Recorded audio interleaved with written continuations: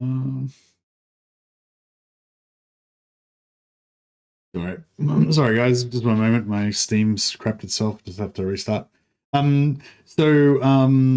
haven't fixed the description yet.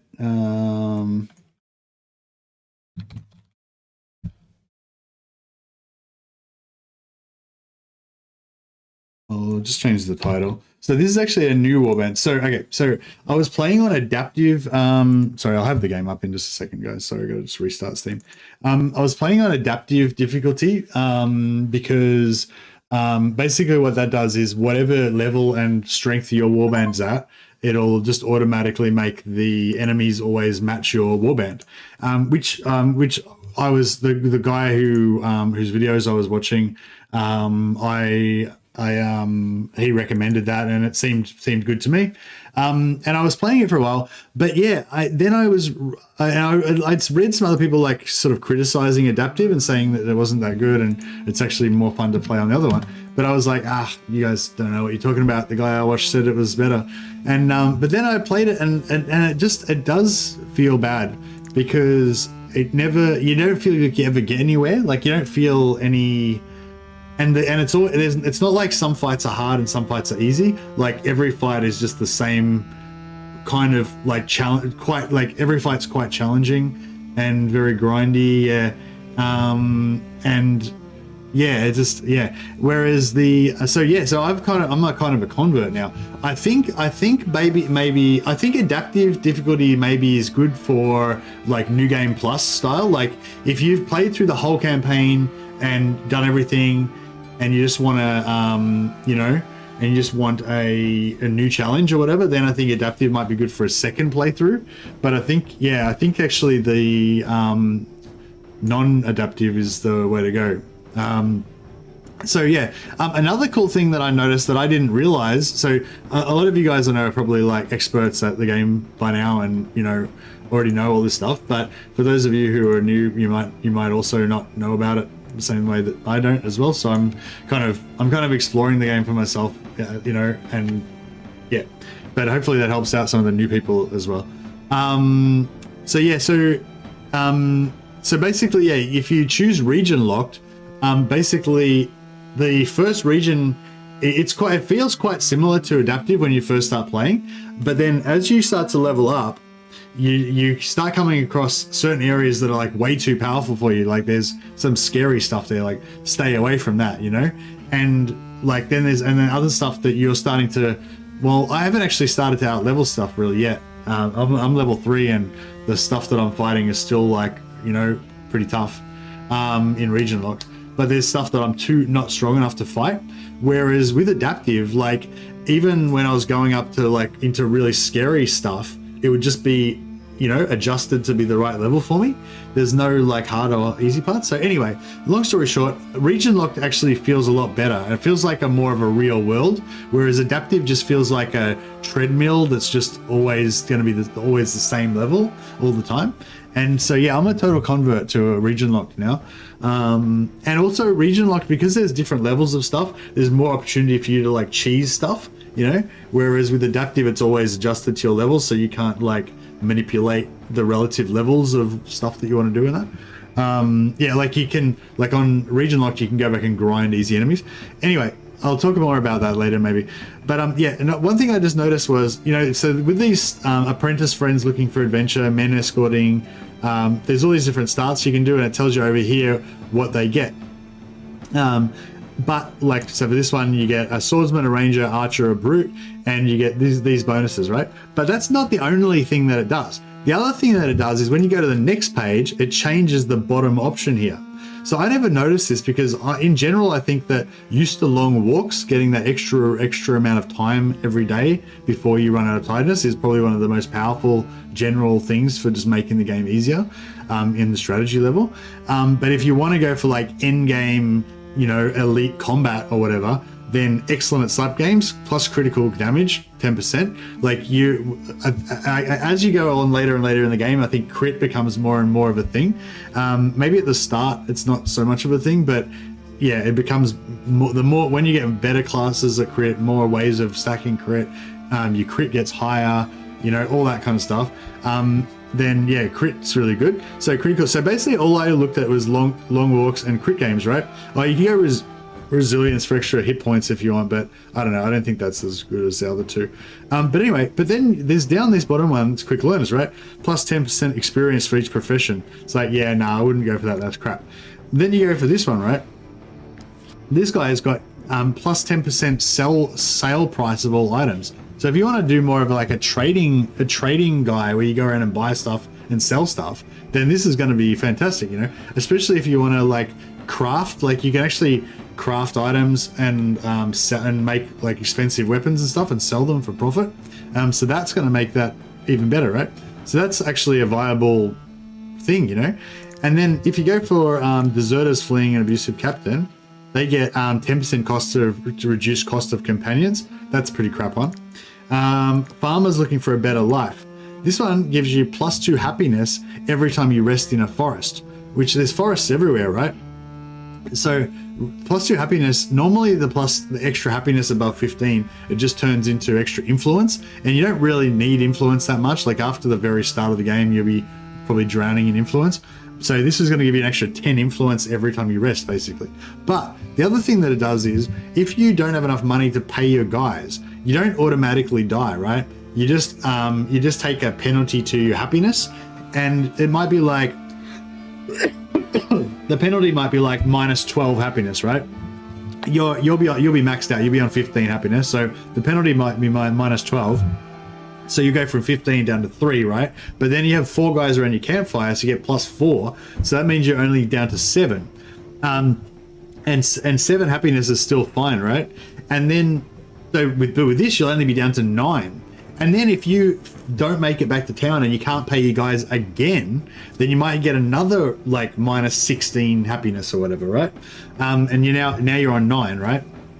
But then because you put 4 guys around your campfire, then it's only -12, and then you from 9 -12 you go to -3, so you still haven't lost any guys, right? So you got to go to -5 before you lose a guy. So that one's actually really good as well for like if you know, to help, yeah, extra happiness, right? So that was cool. But anyway, the one that I chose is this one. Bandits looking to escape the guard, right? So you start off with some stolen items. You get a brute, 2 rangers, and archer. And you get this one. Suspicion is reduced by 15% during a theft.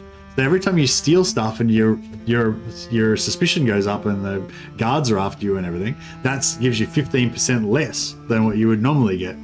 So yeah, anyway, so long story short, I started a new playthrough as Thieves. So I chose that one. And then I chose somewhat meek appearance, -1 carrying capacity for all your companions. That's like the best one you can get. And then I went for region locked exploration instead of this one.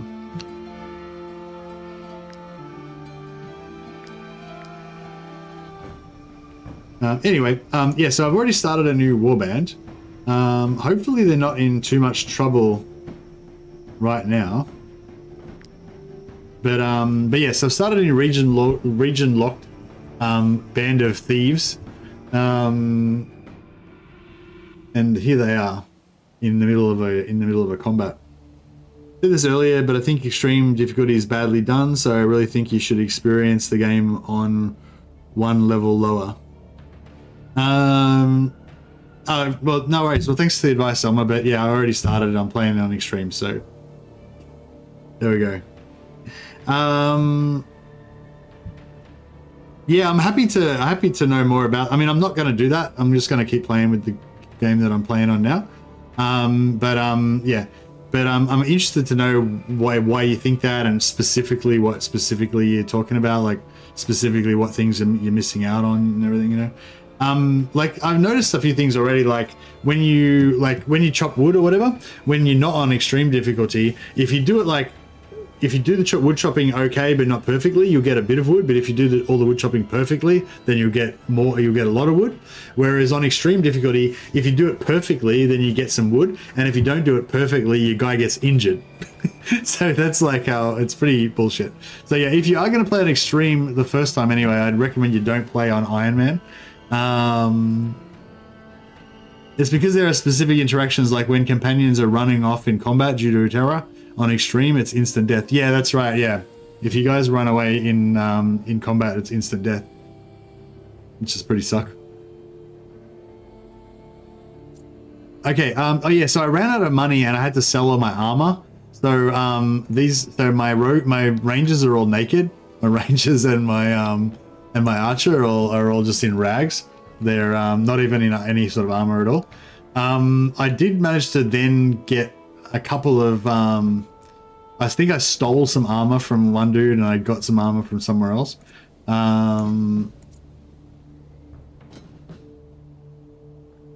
So my two tankier characters have got some armor. I had to sell this guy's weapon, so he's only got one hand at the moment. But this is the joys of extreme difficulty. All right, what's this guy's ability? Coup de Grace, 17 units, all areas at the start of the next turn or from the yeah. So these guys you don't have to worry too much about because they just kind of they put down an AoE and then yeah, you can just move out of the way of it basically. All right.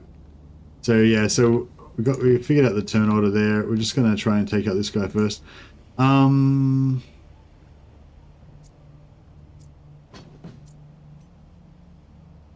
Crap. Can't reach him. This is why movement's good.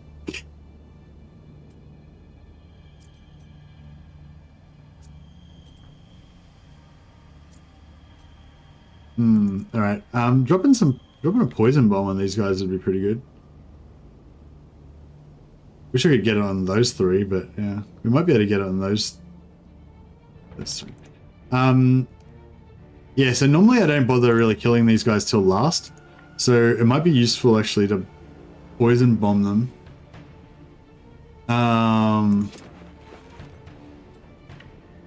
Actually, I shouldn't have. Like, I just realized I should have moved somebody else first. Oh yeah, there we go. We can get all three. Now it doesn't do any damage initially, but it puts 4 lots of poison on them. So they'll basically take 6 damage per turn now. They got 32 hit points. So what's that, like 6 turns and they're dead.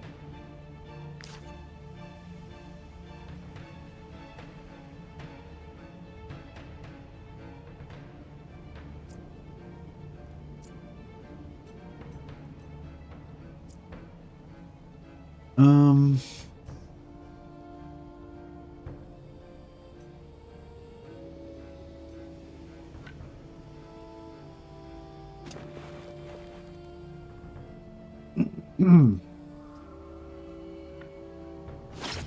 don't know if I should yeah,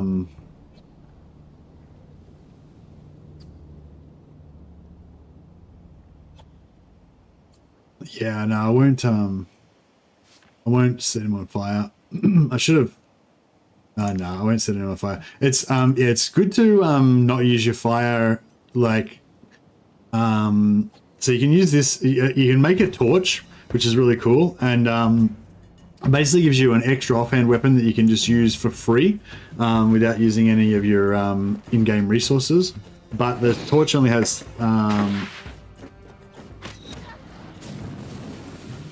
oh yeah, those guys suck.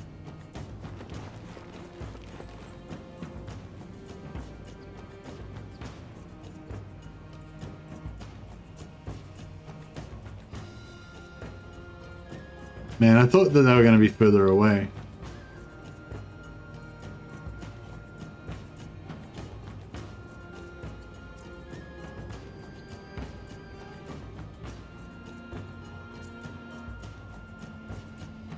Yeah, this sucks. I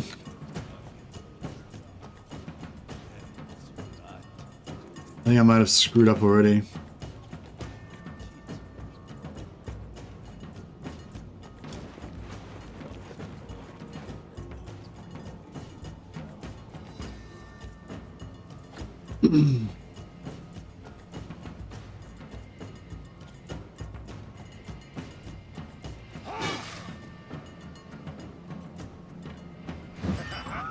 All right.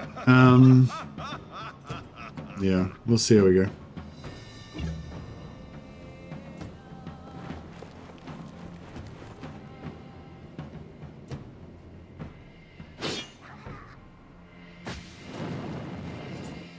Yeah, so I weakened him. I taunted him off that guy so that I took the hit on the tank instead of on that guy.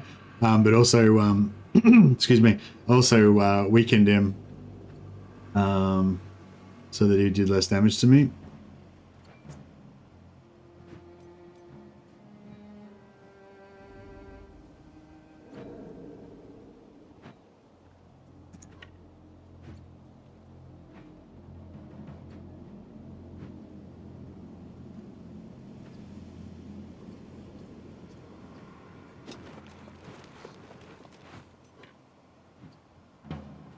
Okay, this is skill does a good amount of damage, and if it hits more than one person, it additionally puts a poison cloud underneath them, which they excuse me, which gives them 2 points, two clouds of poison each.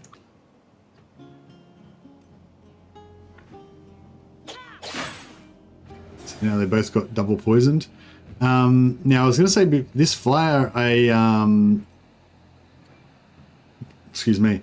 I like to not use it too early because then you get everybody on fire and the fire starts spreading. Blah, blah. This guy's already on fire anyway, so and pretty much everyone's going to be on fire, I'd say, before too long. So I guess this guy's not on fire yet, and he's going to move next. So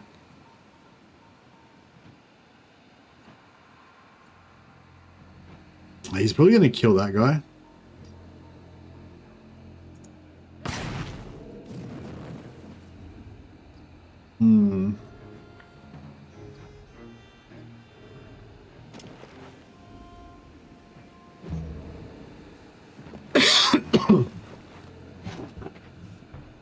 Yeah, I don't know. This game is actually pretty hard as well. I don't know how relaxing this is. I might end up having to just go to bed because I can't do this either.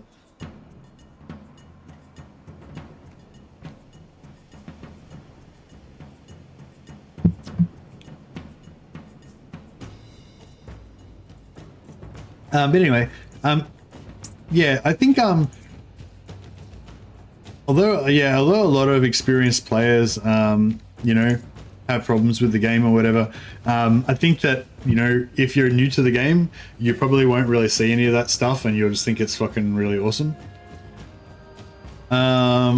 So yeah, just take the criticisms with a grain of salt, I guess, is what I'm saying.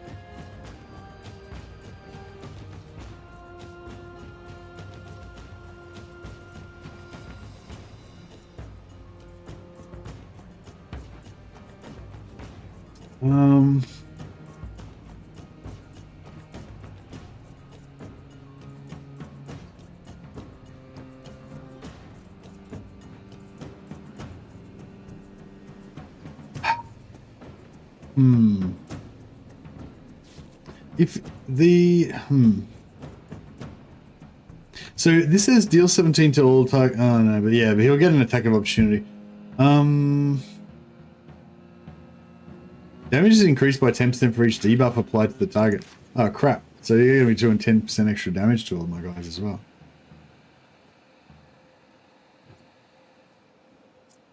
Wish I could get somewhere and do something useful with this guy.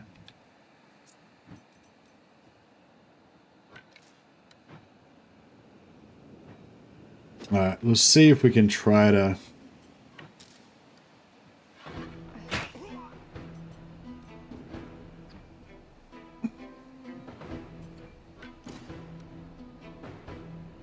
Yeah, see, if I hadn't have done that, he would have set this guy on fire next turn.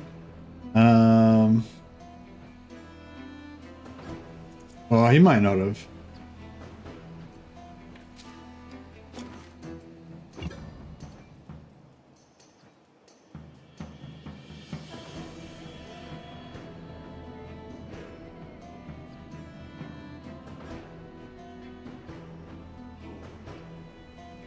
Oh yeah, I think what was I gonna say? Much less stressful. Yeah, it just depends what you're looking for, I guess. What I tend to like in these type of games is I tend to like just like oh man, I need to get this guy out the front. This guy, so this guy's got he's wearing, so he's got a shield that gives him 90% damage reduction from arrows. He's got a ranger hat on that makes it so that if anybody attacks him, he counterattacks them back automatically. And he's just a tank. He's just a tank as well. But yeah, so he's interesting. So I was trying to get him out the front, but I didn't set up the placement correctly.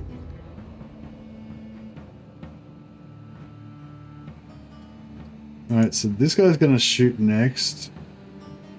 He's gonna do another flaming arrow and try and hit as many of our guys as possible. Is there sometimes there's like a snow thing around the place that you can use. They're up there. Those two things there we can use to get rid of burning and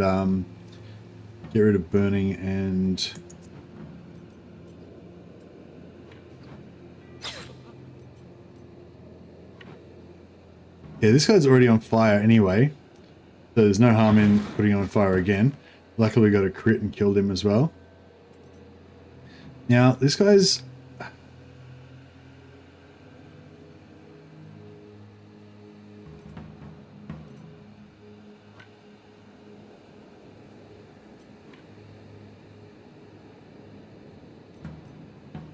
guy kind of needs to run away.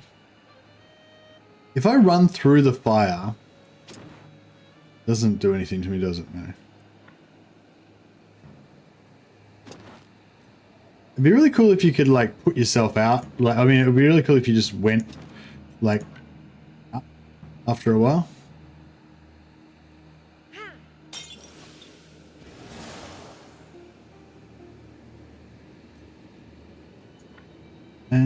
All right, cool. And we'll run back through the fire like a boss.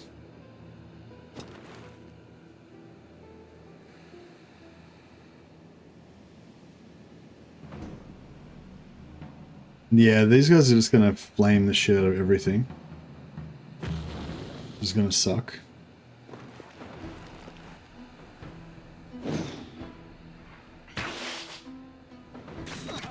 Yep.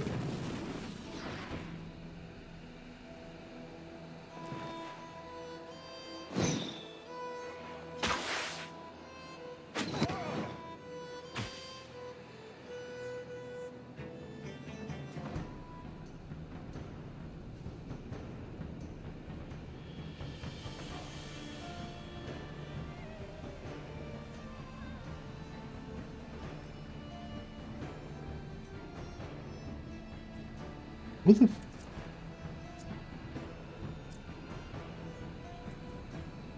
Jesus. Inspiration, movement doubled. Crap, so he can go wherever he wants. Jesus.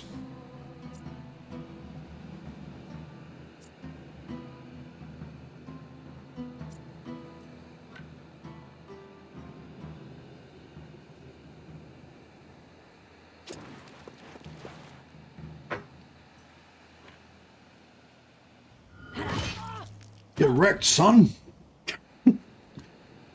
Always getting a big crit and smashing somebody is always good. Hey, Darwin. Yeah, no, thanks everyone for coming and checking it out. Hopefully some of you guys are fans of the game, or if not, maybe you're just checking it out for the first time. That guy's gonna come after us.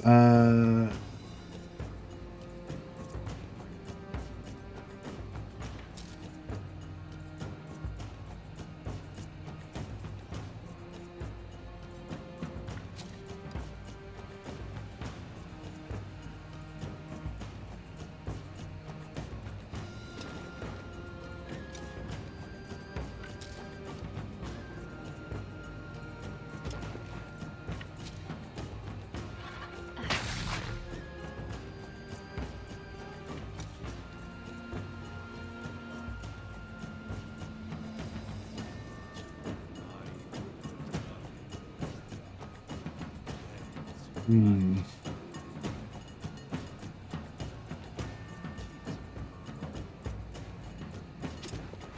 Alright, I'm trying to figure out where this guy's going to go. He can go pretty much anywhere on the battlefield that he wants to go. Hopefully he's not going to chase after this guy and kill him. Probably will. Murphy's Law, whatever you don't want them to do. Oh no, just went after the closest. Yeah, they quite often just go after the closest guy. Unless they're an AoE class that does like hits multiple targets, then they'll quite often go for they'll just figure out where they can go to get as many people as possible. Oh shit, this guy's coming now.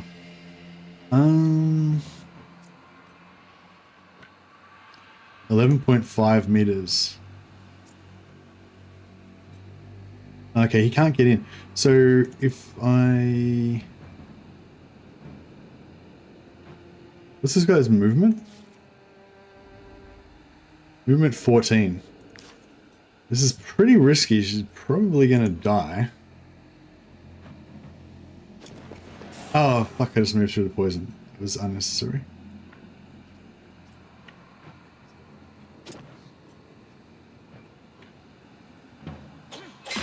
Let you guys enjoy a little bit of that.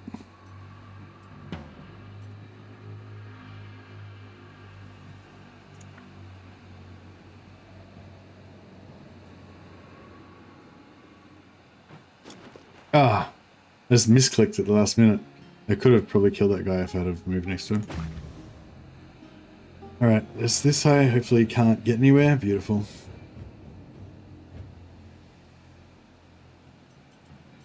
Alright, I could either move over here and try and get more points, or now we just...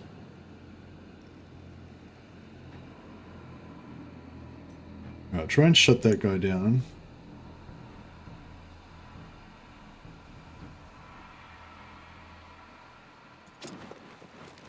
Oh, forgot to do the thing. So yeah, when this guy can like do an AoE that gives us more of these valor points or strategy points.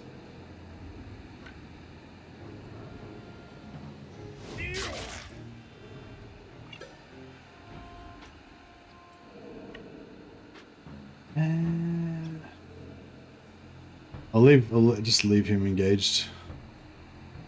And then that'll set fire to him at the end of the turn.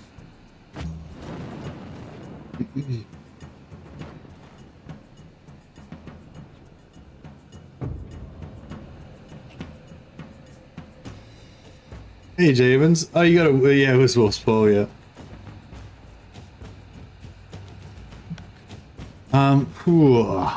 Jeez.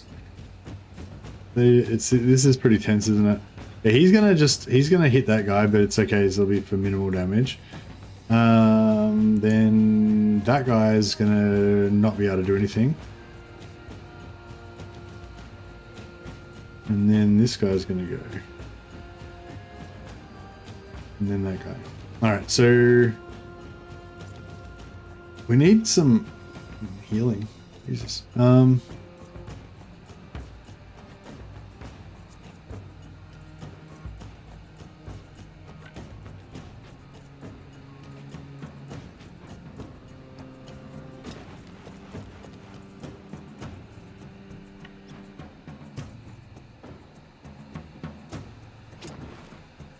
Okay, this guy's engaged with this guy and he's got low health, so that means we can knock him out if we want and capture him. We've got 63% chance. If he was lower health, it'd be easier.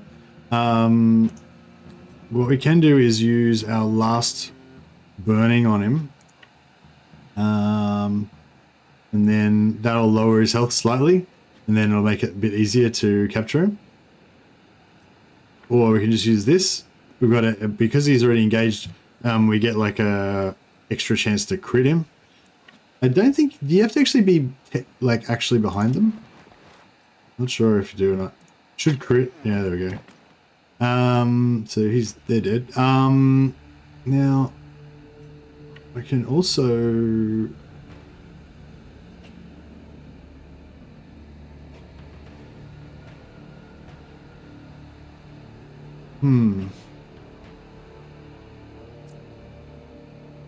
Try to poison some of these guys.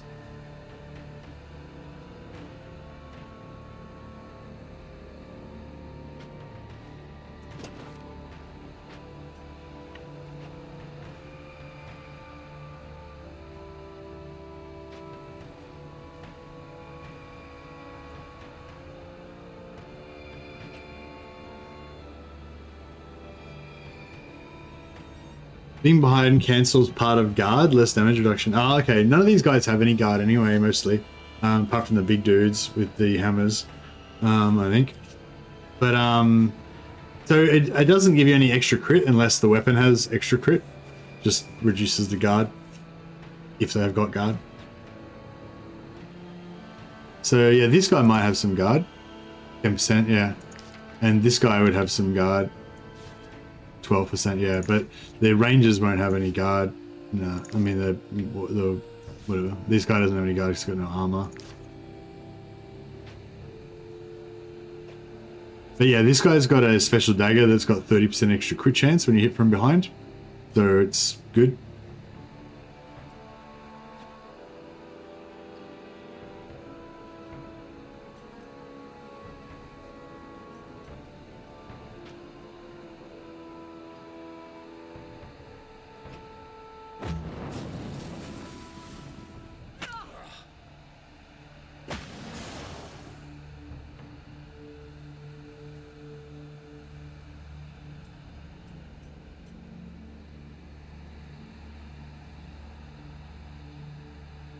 He might run around.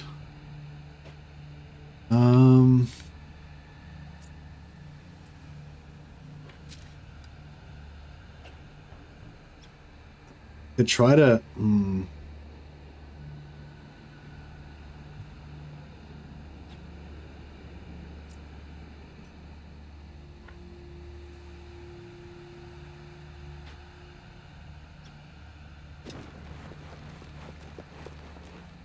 Alright, so this will do a big hit on both and drop poison on them as both as well.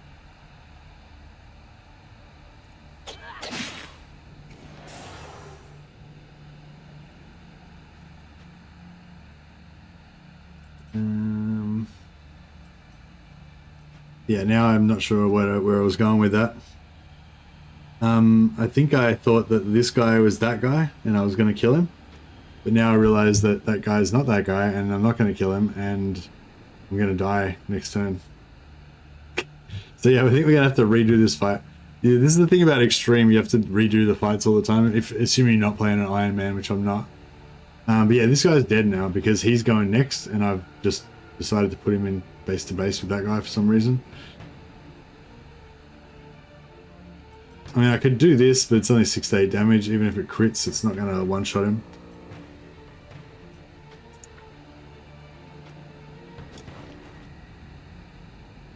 Yeah, no, he's dead.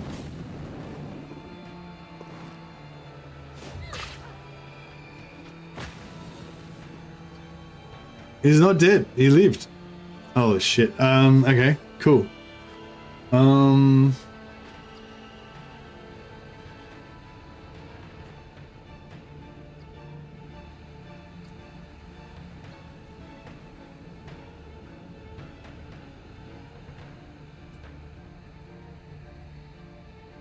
Jeez, this is rough.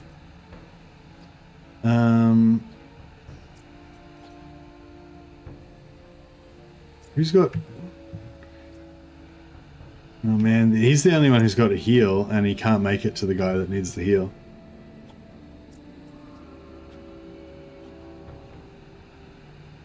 So yeah, it's a bit rough.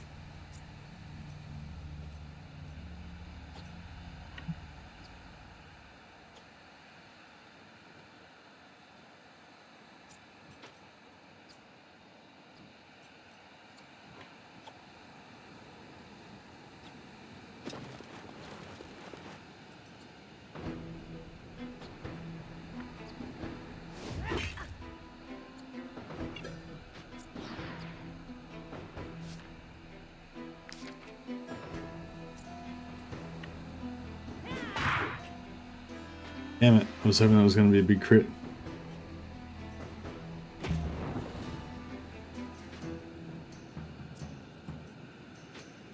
No, so now I can do this ability because there's 3 guys in range. We'll get 3 more valor points. Yeah, I'm gonna have to restart this one anyway because I basically got my guys killed. But it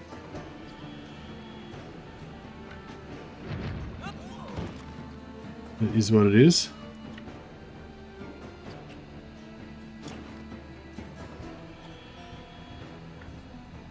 And 93% capture because he's got such low health.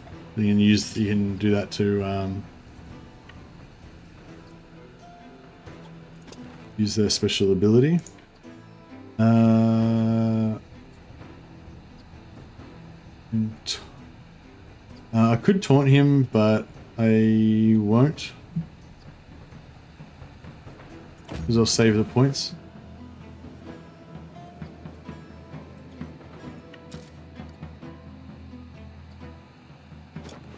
We'll walk through the poison. If it doesn't matter, it's too late now anyway.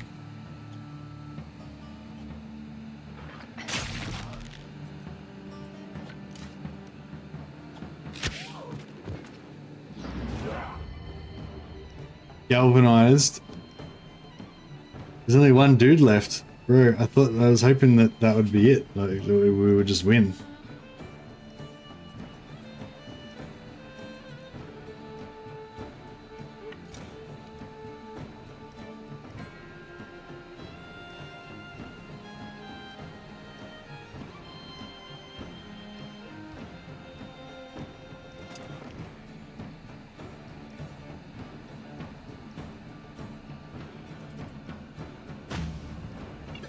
All the guys are on fire and just dying and fucking all that shit. Like, god damn it. Alright, okay, this guy is gonna, so that's gonna get rid of stacks of bleeding, burning, and fucking all that.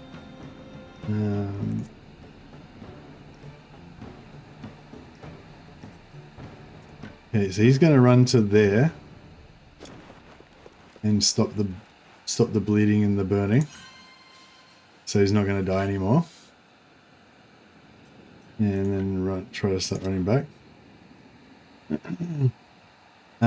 This guy is going to similarly run to here and just stop his bleeding and burning and. Oh no! I forgot to move this guy. Oh, we're so close. We're so close. If I just had have not been so eager to move that guy, then we would have been okay, maybe. This guy's about to get 1 shot now, though. Crap. Oh, man. I was so close. She did.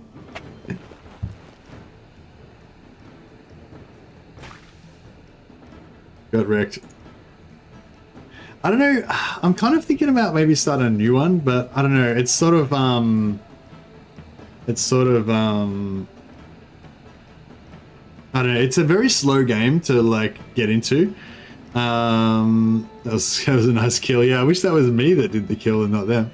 I could just carry on with that guy dead and not worry about it. I guess. I mean, it saves on wages, right?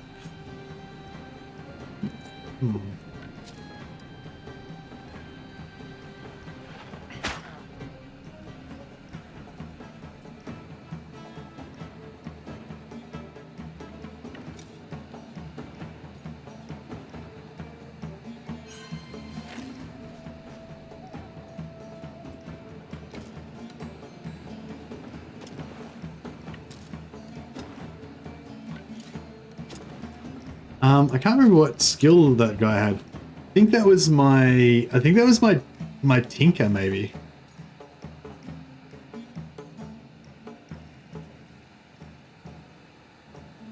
A lot of unneeded graphics. Waste of good game. They could have just made it 2D.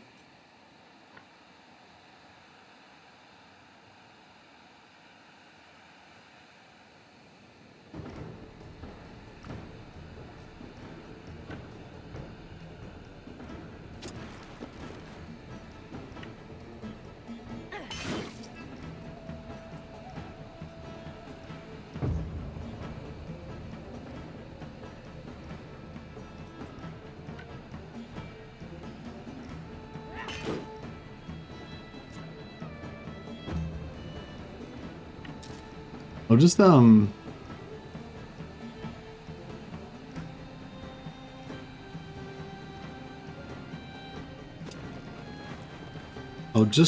I'll just finish this battle and just have a little, just show you guys where I'm up to in my campaign and stuff.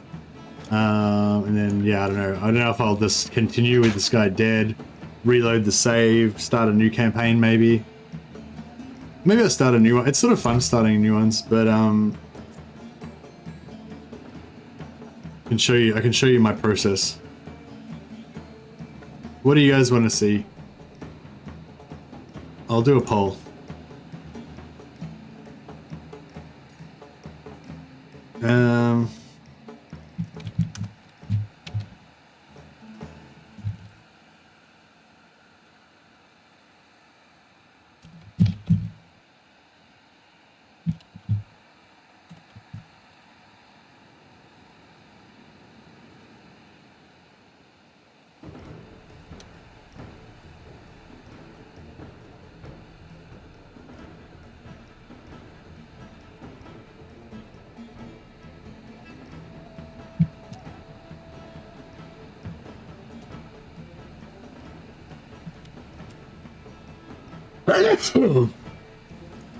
So yeah, normally if one of my guys died, I would just immediately refight the battle again.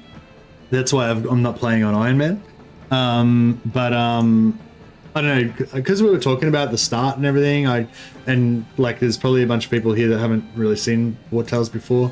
I kind of want to show the start again, and also it's just kind of fun starting again, you know. But yeah, I'm eager, yeah, I'm keen to see whether you guys, what you guys want to see.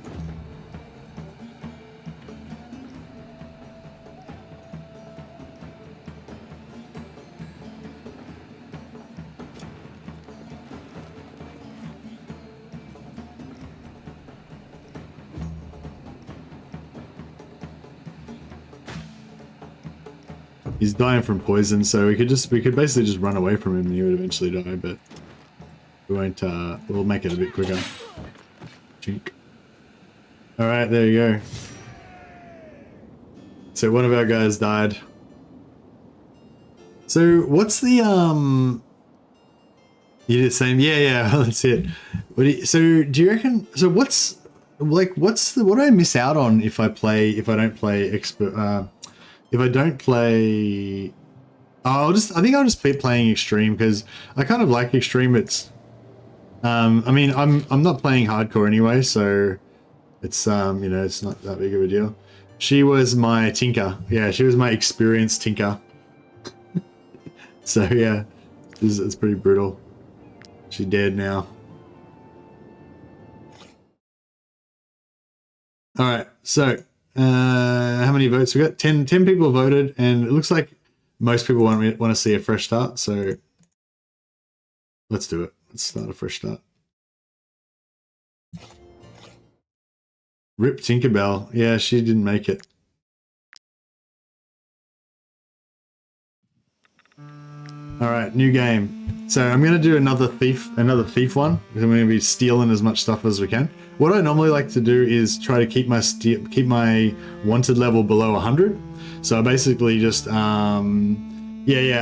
was no first part. I just started in mid, like partway through. Yeah, so I've got a gift per petty theft. So suspicion's 15% less during a theft, and I believe there's other things I can get to like further reduce the amount of, you know, suspicion that I get as well. Which is cool, and somewhat meek appearance, so you have to have a negative thing, and yeah, so just reduce each person's carrying capacity by 1. Now adaptive exploration is the one that I was talking about before, where it keeps it always at your level, but actually the world doesn't feel as real, I feel like, because like in a real world there'd be like some places where you're just fighting some pigs or rats or something that aren't very strong, and there's other places where you're fighting like demons or whatever and they're really strong.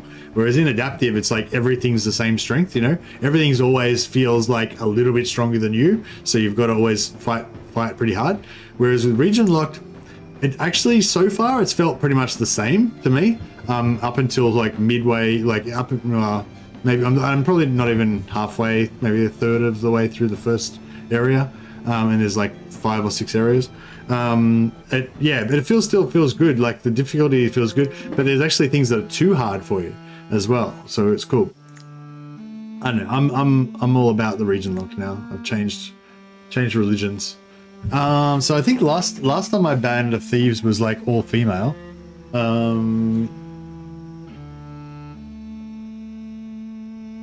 You could go everywhere, but you could not necessarily survive everywhere. Yeah.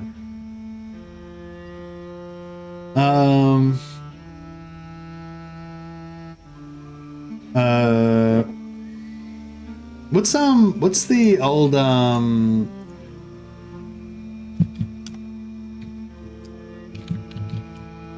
Nunez, that's right.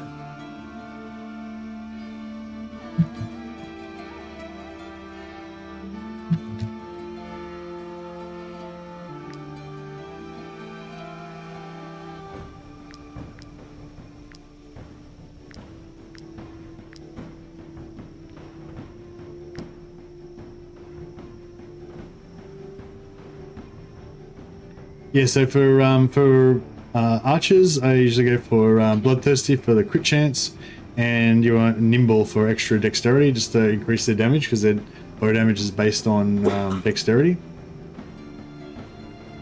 And I go for Lazy, 20% reduced professional experience. Like, you guys level up their professions pretty fast anyway, so it's like, doesn't really matter that much. Another one you could go for is Drunkard. Basically they get unhappy every time you don't drink alcohol, but I found out that actually if you just don't ever give them alcohol, after about like 10 times, 10 rests, they'll eventually just lose the trait. So if you want to secretly just have 2 good traits and no negative traits, Drunkard's a good one to go for. And also if you're meeting people in taverns that you want to hire and they've got Drunkard, it's not necessarily that bad, but I don't want to have to deal with 10 rests where they're, you know, don't want to deal with that for 10 rests, so yeah, we'll not do that.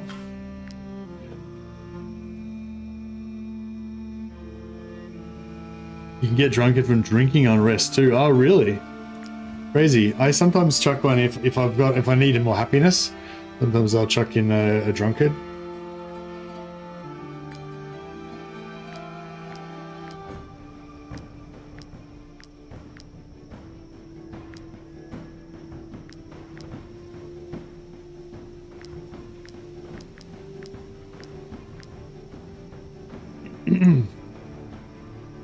I'm just gonna recreate the same characters as last time.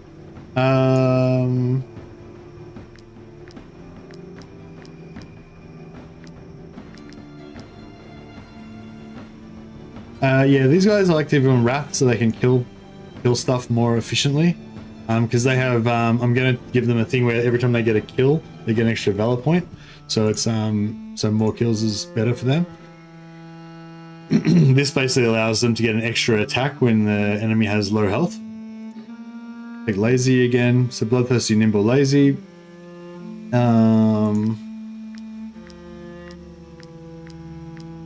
can make them different colors so you can tell them apart a little bit more easily.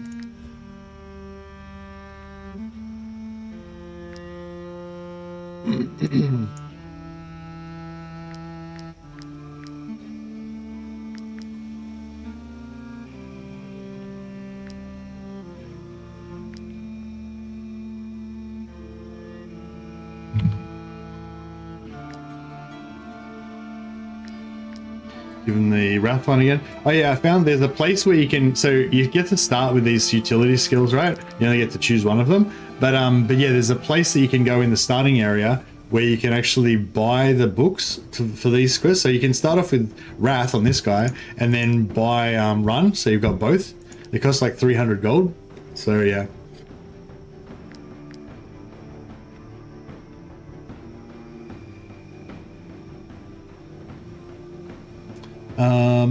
Oh, I know. Yeah, no.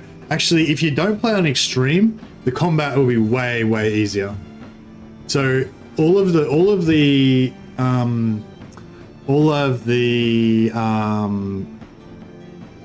do you call it? All of the special skills that you use that cost you valor points. almost all of them cost 1 extra point on extreme. So yeah, I can imagine if you were not playing on extreme, you would just be annihilating everything.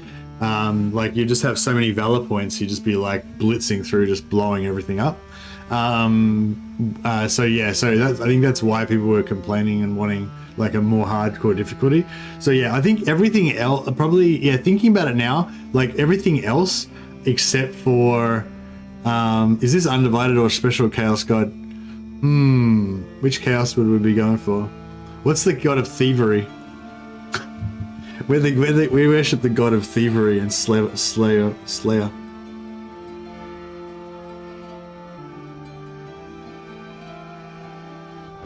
Bloodthirsty, nimble, and lazy. Yeah, perfect. Alright, she's good to go. Bloodthirsty, nimble, lazy. Oh yeah, always do your horse first. That's a good rule, because you always forget your horse. So your horse, you want him to be stocky, so you can carry 3 extra weight, and you want him to be brawny, because constitution makes extra carry weight, and you want him to be unlucky, or whatever, it doesn't matter. You're not going to use him in combat anyway, so it doesn't matter. You got to choose a nice pony appearance. We're going to have a black pony called Bucephalus.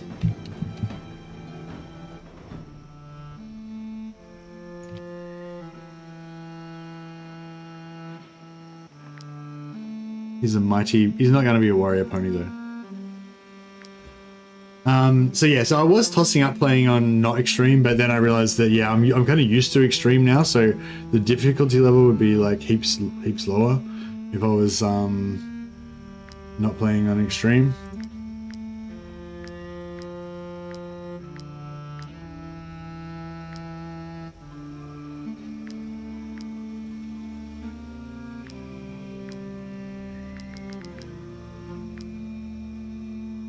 Wild. She looks pretty good like that, but no.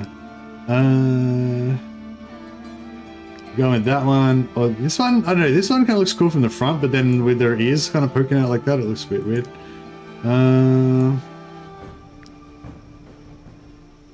Yeah, I want just like a Sister of Battle kind of style haircut, but there isn't really...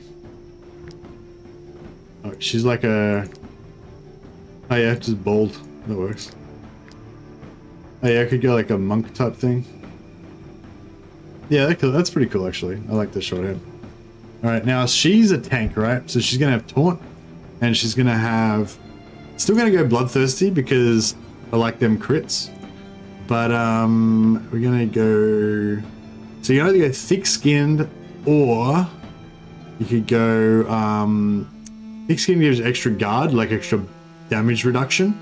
Or you can go brawny, which gives you extra constitution, which is like more hit points. Or we could go, I guess we could go both. We go more hit points and more guard, and just not make her like a non-damage dealing character. Yeah, that's cool. She's gonna specialize in... Oh no, I want them crits. I want them crits, more crit. Oh no, she doesn't need the crit. That's right, she's fine. Yeah, so extra hit points and more guard. That's good. There's also an ability that she can get later on, which basically makes her crit all the time anyway, even without having any crit. So yeah, that's pretty cool. Alright, so this is our band. We've modified everybody. Just chuck bloodthirsty, nimble, lazy. Yep, giving her first aid. Yep, bloodthirsty, nimble, lazy. Yep. Brawny, thick skin, lazy, taunt. Yep. Bloodthirsty, nimble, lazy. Yep. Alright, cool. And then I probably want to get a swordsman and maybe another archer. Ranald, yeah. We worship Ranald. Alright, so this is the game. Just starting off. Get our first little fight here. Only 2 guys. I think if you fight on adaptive, you'll usually fight 3 guys in this first battle. So yeah, so I feel like adaptive is definitely a bit like kind of harder in general, but harder in general, but there aren't any harder areas. Like it's, if you get what I mean.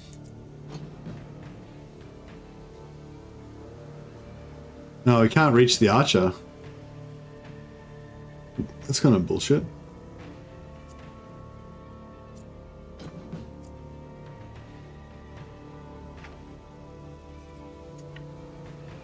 All right, well.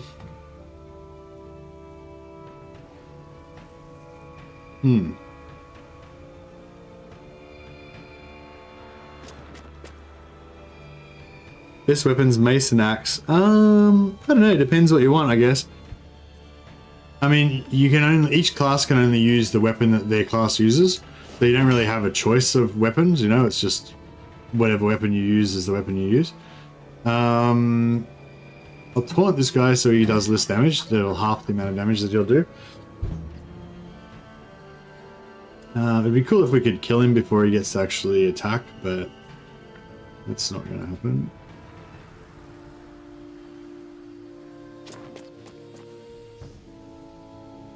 You can walk in the wrong place in region lock. In adaptive, every battle will be a challenge, but unless it not pile up, it's manageable. Yeah, that's the thing. But I found the adaptive I didn't find was as fun, because it's like just every battle you have to really concentrate. Every battle's quite difficult for me anyway. Maybe if you've got like a really overpowered team composition or something, it's a bit different. But basically, every battle's like a really pretty tough fight. And there's no difference in pacing. It's just like every battle's a pretty tough fight, but none of them are too tough that you couldn't do it, and none of them are easy. Like it's just every battle's a tough fight. So it just becomes sort of, I feel like it just became sort of monotonous. Like it was just the same. Every battle's just the same, you know. Whereas with this, I feel like there's a bit more variety. What was that? Was that her just cackling? You fiend. Just killed a man. She's just laughing. Just cackling. Like a fiend.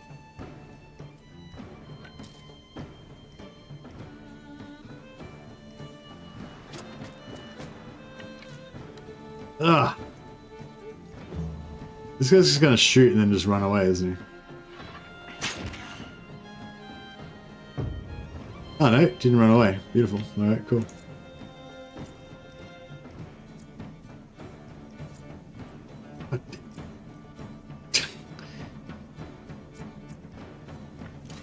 Yeah, this is a weird one. I haven't done this before, where you just start off like super far away from one of the characters. Like there are other maps like that, but this I haven't had one like this where it's like the starting.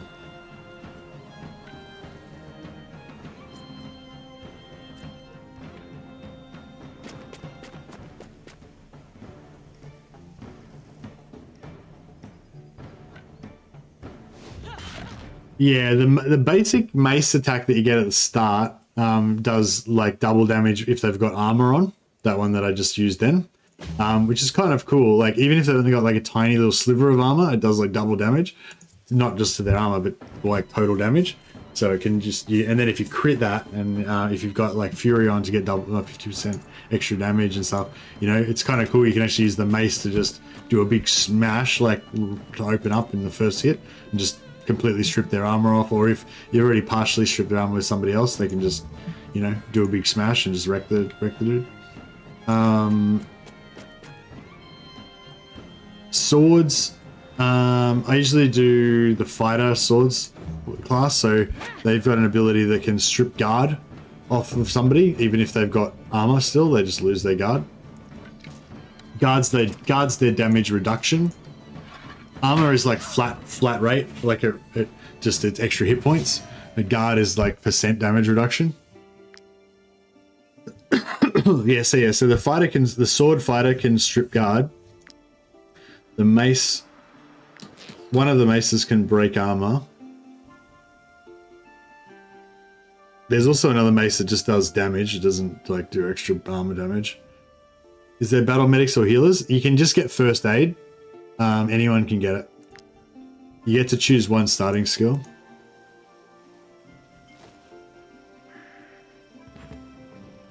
Oh yeah, cool. So when you first start playing the game, as soon as you get that iron, straight away just go in and assign one of your characters to be a tinker. So Sisa is going to be our tinker.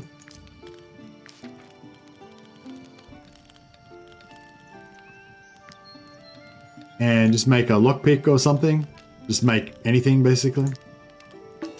And then you get a knowledge point. And then you go into your book. And then you take the skill run. And then once you've got that run skill, you can hold down shift to sprint on the campaign map. Which is really important because you need to get places fast before you guys get tired.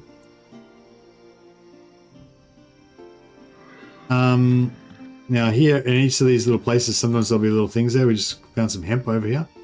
Also, you can rob them. We've got fish oil and cloth. No, we don't really want that. No. I don't think they have anything worth stealing today. I think there's a bit of variety about this stuff, but yeah, basically when you want to come back and buy a horse from this guy, he'll give us free horseshoes. Also, you can check in here and see if there's anything to steal. It makes me want to pull out the little hair I have left. Yeah, so we can choose one of our characters to be a thief. So Kushio can be our main thief. And then, yeah, basically you can look at this. So that's when I steal this, it's gonna give me in between plus 102 and 204 suspicion level. So if I go over 100, then that means the guards will be actively searching for me. If you go over 200, I think there's like even more guards. Hey Ragnarok, it's a bit more cost effective to heal repair army in town with the blacksmith apothecary. If you're near town between fights, you can save a fair bit of coin. Yeah, good call.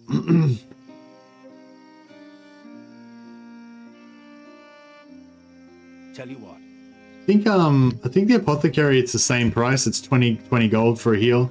Same as it would cost you to sell. Same as if you sold your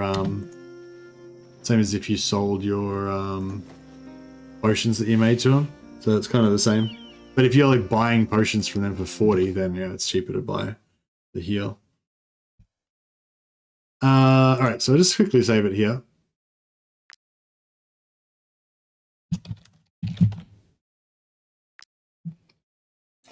So yeah, if you want to get an extra companion early, then yeah, we only got 28 influence. You need 30.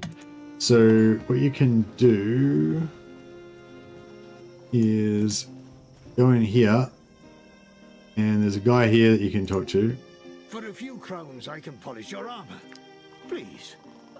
Here we go. And you can kill him later on and get some influence from killing him. He's going to rob us to take 20 gold, so we can go and kill him and get that money back.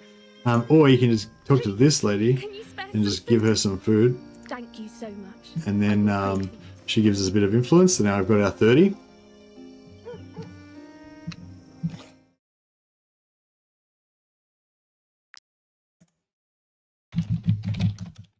Now, yeah, if you just don't go into the tavern, then it doesn't like spawn the new companions until you go into the tavern. So if you're looking for a particular class or whatever, you can kind of save scum and look for the class you want. So we want we're looking for a swordsman.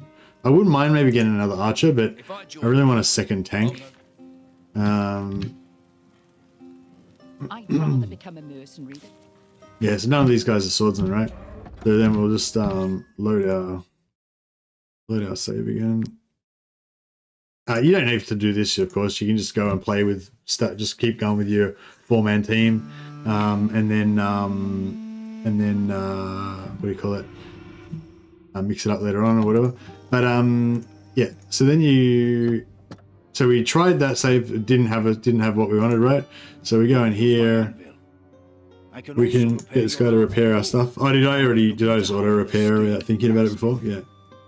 Yeah, so in that first fight, if you take any damage, it's actually cheaper just probably to come and get this guy to heal you instead of using your tools. But I don't know, if you're trying to save your money for something or whatever, it can be good to...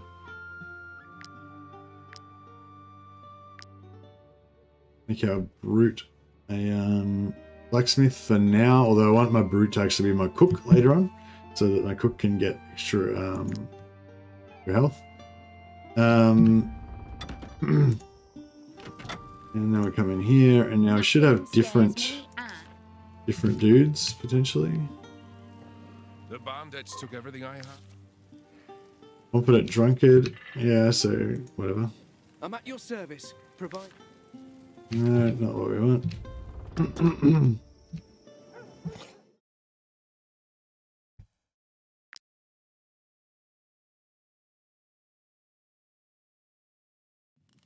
Have you tried any animals in your party? I like using wolves, but bears are great tanks.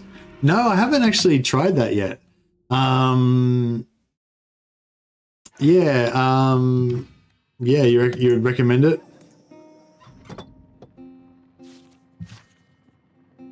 You can use my ad. So you can just kind of like go around and like talk to everybody, and the more people you talk to, it'll change the seed. It seems like talking to people doesn't change the seed as much as like going out of the town and just like wandering around and stuff. So this guy, confident drunkard, but it's a different guy, and he's got a two-handed hammer now. But the seeds, that was an archer and stuff, and this person's probably a pikeman. Yeah, so it changed it very slightly, but not that much, you know. Whereas then if I there's like a little tutorial on save scumming in this game. And then if you want to change it a bit more, then you can actually choose more professions. So if we go in here and we give our archer, let's do, we talk to My her. concoctions can heal the most grief. Go in here. Okay, that. Talk to this guy. You can use my anvil. Talk to all these guys. Those refuge. What's this guy got? Oh, he's got some grease, actually. Might grab some of that. Oh, he's got iron as well. Mm.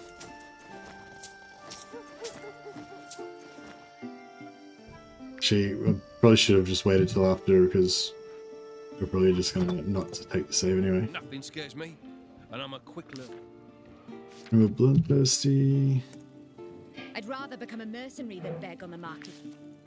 Quick and cowardly. So yeah, cowardly, you can't really take that because they'll flee, and if you're on an extreme, if anyone flees, they just automatically die. But I think even if you're not playing on extreme, cowardly is like terrible. Like if you get that, just sack your guy. At your service. Solitary and glutton. I've considered taking this, but I don't think there's any way to get rid of the glutton. I don't know if there's a way to get rid of glutton. But yeah, I wouldn't mind solitary maybe on a swordsman. Extra 10% damage is pretty cool.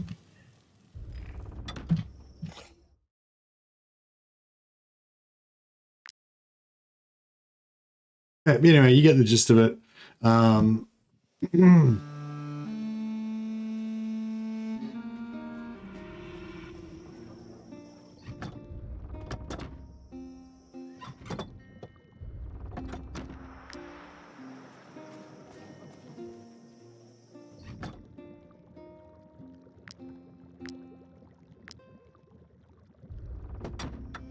Try a couple more combinations.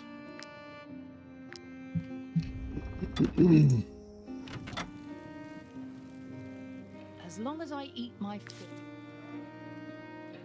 There's an axeman, hardworking, unlucky. That's pretty bad. Don't be fooled by these rags. Quick and clever. That's not too bad. That's not too bad, but it's not really anything special. I'll no longer. Thick-skinned and brawny. That's actually a pretty. That's actually pretty much like a perfect mace guy. That's exactly the same skills that we took, except for he doesn't have the lazy downside, so he's basically just an upgrade from our guy. But another thing to do, like, don't just look at the traits, also look at their stats, because sometimes their stats are like really different.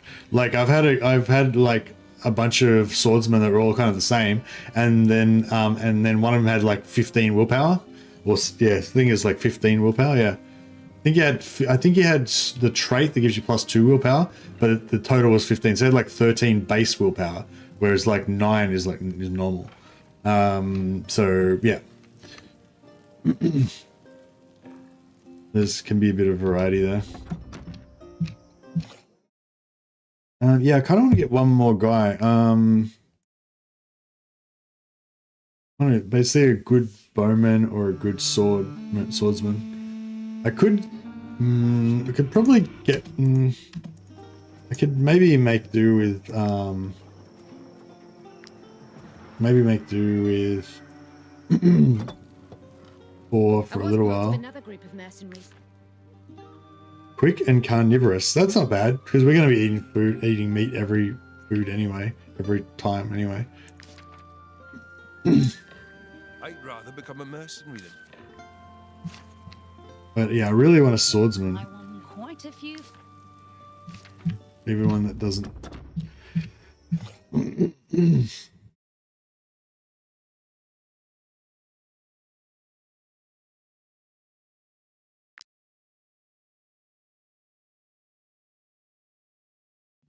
Yeah, you can get a bit too perfectionist, I guess. Well, probably the best way to do it is just to not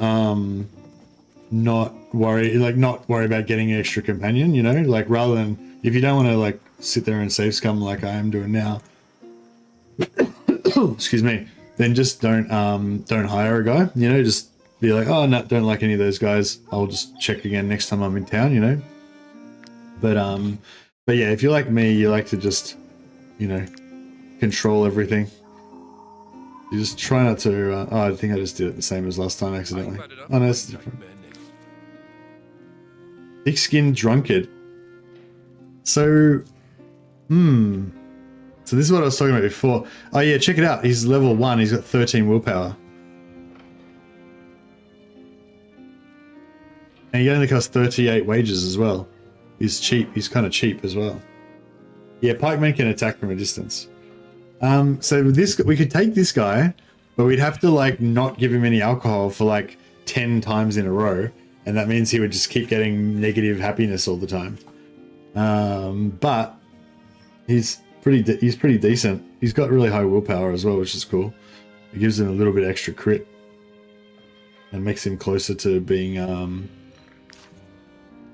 But yeah, that drunkard trait is going to be a pain for a couple of days at least.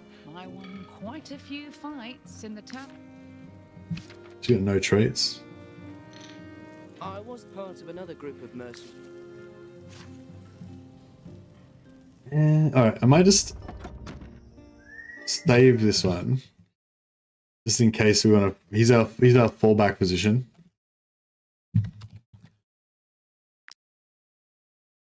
I'm going to try a couple more.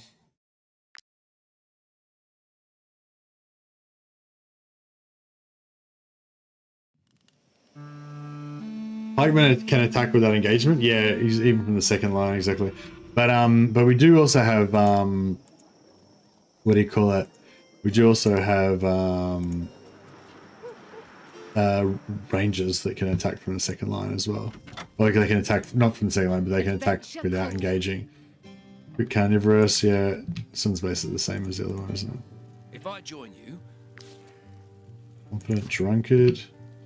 No, this is a bit different. I'd rather become a mercenary than. No, that's no good. Another thing you can do is you can like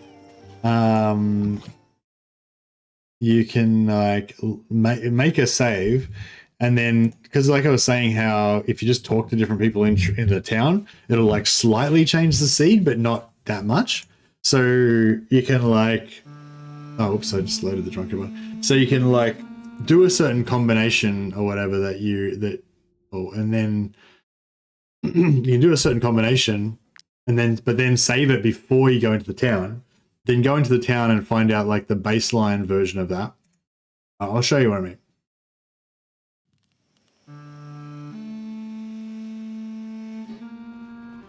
So let's see. So we'll just do a baseline by going into town 5 times. So we go in, we depart, we go in, we depart, go in, depart, go in, depart, move around a little bit, go in from this side, and then save it. Oops. Oh, whatever. Then I save it.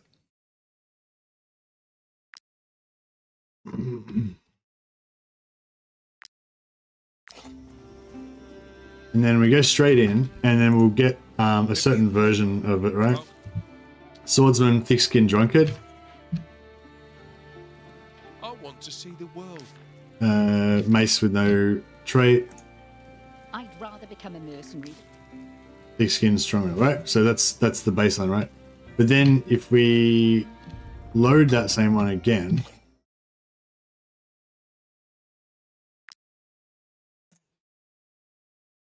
and this time we don't like go out, let the time change or any of that stuff. We just go straight in, and then we just like talk to everybody. Or we just talk to one person, say. Then it'll just like slightly change it. So this guy's got a different face now and stuff. He's still probably similar. Oh no, it's oh yeah, solitary glutton. We got solitary glutton now instead of solitary drunkard, and different face. I'd rather become a mercenary than... Still hardworking. That guy's totally different. That's sort of similar-ish to the other one, right?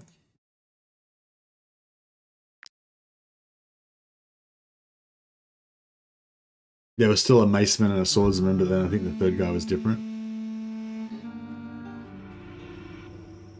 And then we'll talk to her. But then we'll also talk to these guys. Those refuge. You touch it? Come, come. Take a look at my way.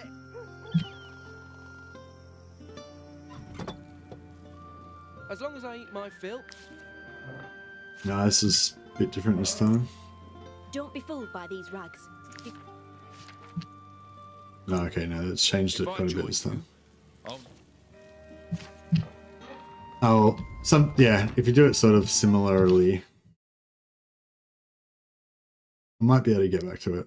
A similar one if I try to do more like I did the first time. Anyway, you'll get the gist of it. You get... Well, if you talk to the pony, if you check the pony, then the pony will stay there until it it'll be like for a few days.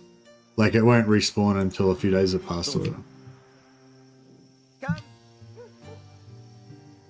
You touch it? Thank you. It's like once you've talked to them, it sort of saves it, you know. But yeah, if you wait for ages, then eventually they'll repop with a different one. I want to see the world before But you can probably go out and do a quest and do a run around. Oh yeah, here we go. This is what I'm talking about. This guy's got confident and carnivorous, but look at their willpower. 15 base.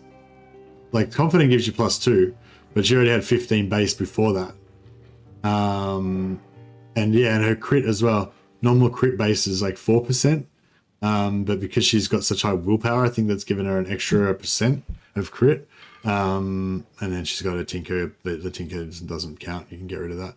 But yeah, so she's sort of the same as if she had confident and half of, well, 1 point of crit basically. It's like a third of that. Plus she's got another extra 5 points of willpower as well. So yeah, I don't know. She's pretty cool.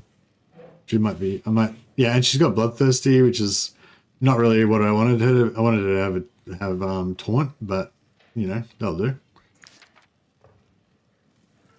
I'm getting desperate now because we've done so many reloads. I'll just take this one, I think. I am at yours. Cool.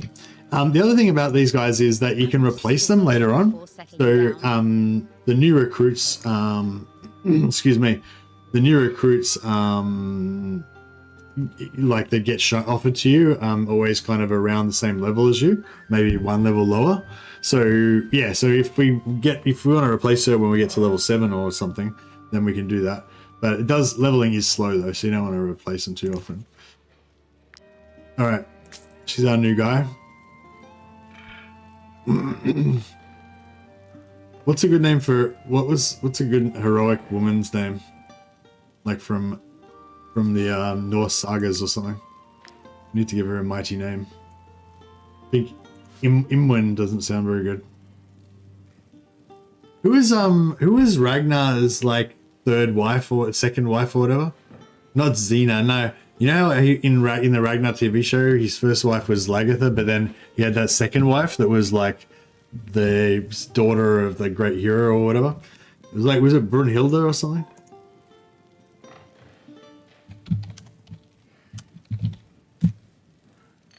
Oslag. Yeah. But, nah, I don't know.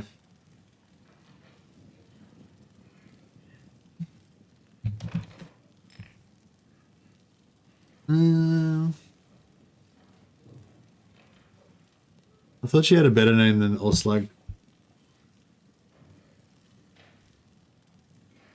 Who's another famous heroic warrior woman? Freya's pretty good, yeah.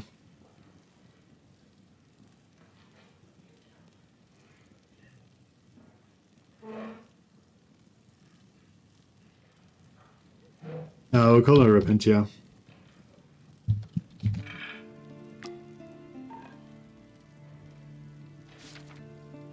I didn't even name this one. Alright, nice. Boudica? Yeah. Bodacious. Alright, cool. We've got our team. So, excuse me. So yeah, as soon as you go to the, oh yeah, we'll get some quests before I forget. It's really annoying if you leave here without grabbing your quests, because time is money. So yeah, we'll just go for all the easiest ones so we can knock them off. Oh, a group of drunkards decided to scrap. This one's really good because sometimes you can get armor from them. Tomb of the Ancients. Oh, I've never actually explored the Tomb of the Ancients. It seems sort of scary to me, but I guess we'll take it because it seems like it's the easiest quest on the list.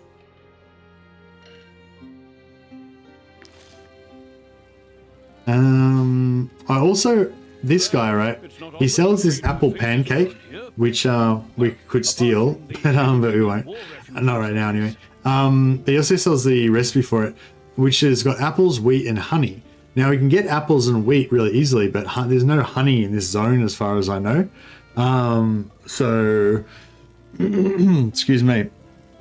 But yeah, but there's traveling merchants that come through all the time. So I was thinking, if I'm lucky enough to find a traveling merchant that's got like 5 honey, I could come back and get this. I'm gonna steal this. I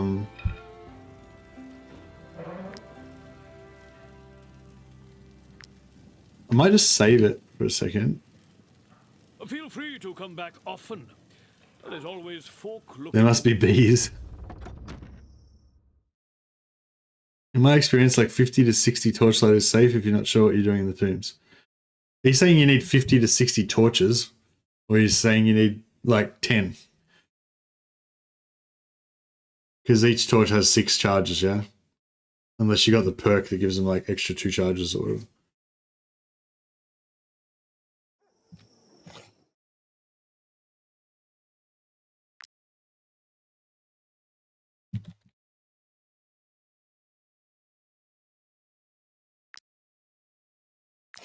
All right, gotta be careful with your thefts.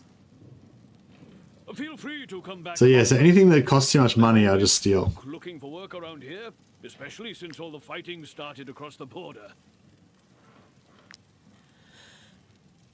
Plus, so it's 90 to 174.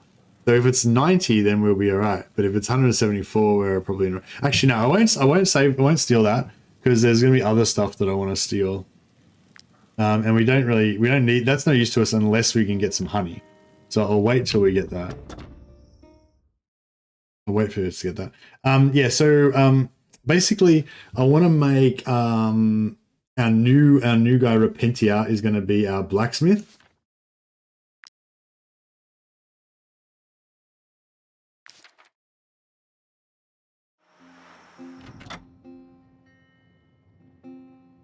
Yeah, so Repentia is going to be our blacksmith. but Sabatine doesn't have a profession yet, so she's going to temporarily take blacksmith, which is going to make, so see, currently her weapon does 3 to 4 damage and her strength is 5. Now her thing does 4 to 5 damage and her strength is 6. So hey Theodorus. So yeah, so basically raising your stats is a really good way to increase your damage in the early game. Apparently, like later game crit is a lot better, but yeah, you probably have a lot easier early game if you just go for stats. So I was sort of thinking what I might do is go for stats more in this game, and then just replace all these dudes with crit dudes later on, rather than going for too much crit early. But I don't know. We'll see how we go. Different characters, you know, need more crit. Yeah, it's because legendary equipments give a ton of primary stats, so you don't need to invest in those as much. Yeah, exactly. You want that raw damage to hit with the bonk stick. Yeah, but also if we level up our blacksmithing on Repentia, then she'll end up with a lot of sword skill, a lot of damage from that. So yeah, so that's cool. All right, so yeah.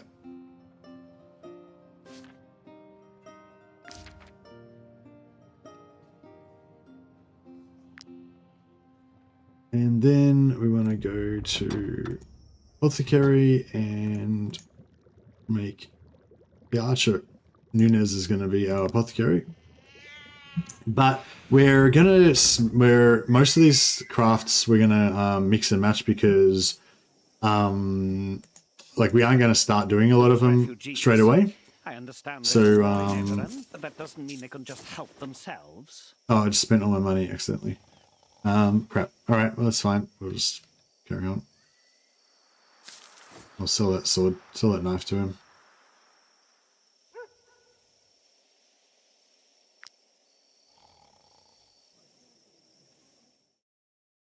All right. I think we've done everything we need to do in town. Oh yeah, I just wanted to talk to this guy. Come. He's got some leather. Oh, he's got 11 iron ore. Yeah, I want that iron ore. How much is it if I steal it? 84 to 60, 162.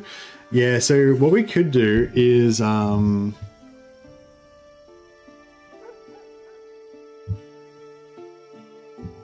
we could do is buy some of the ore.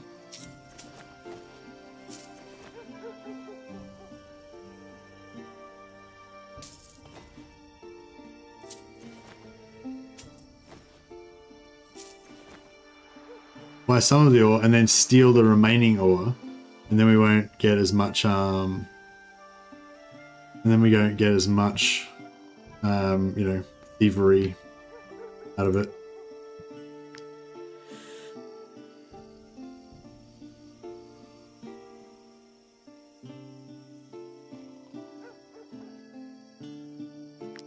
It says you'll be wanted by the guard for this theft. So it already knows. Is that saying that it's going to be over 100? Or is that just saying you might be wanted for the guard sort of thing?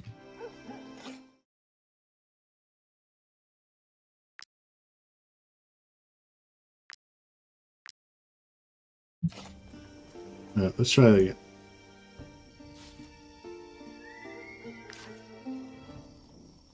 Come. Take a look at my wares. No, we definitely are wanted. So we're over 100. So that's not good. But that's all right. We'll just have to evade the guards. How much salt did we get? We got 8 salt. All right, that's enough for now, I guess.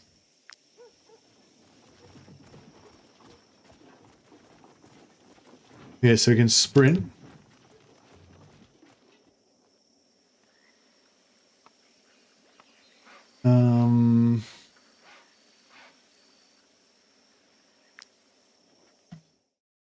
We'll just check our camp. So we want to build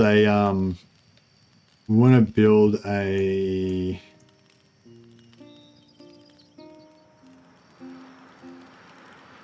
want to build a cook fire as soon as we can, so we can get cooking.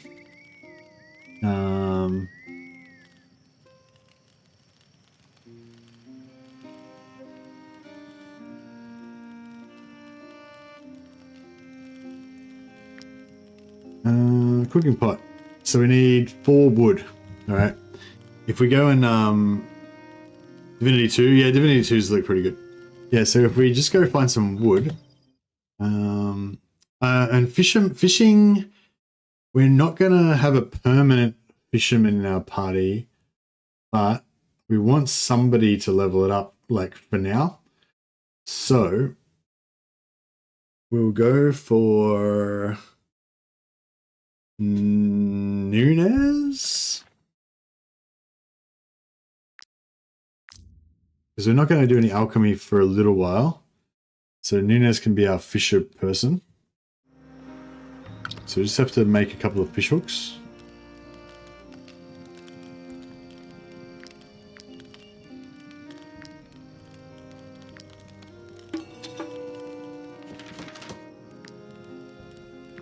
How much do we need for the cooking pot? So we've got two spare oars. They'll make two fish hooks. We can make some rope.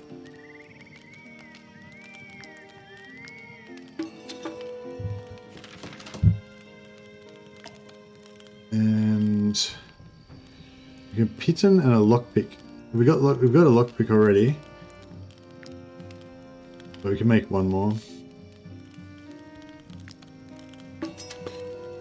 Alright, cool. Now, yeah, so when you, I think it was Day One that told me this, thanks for the tip. When you change professions, you lose all of the experience above the current level that you're at. So, if you wait till you get above a certain level, then you can switch professions, still save that level, you know, so you can actually run like 2 professions on the same guy, but you'll keep losing the excess that you got above a certain level. So yeah, so basically that's what we're going to try and do, because we need to get up to the 2nd level of fishing to be able to build, I don't know, special hooks that we want to get.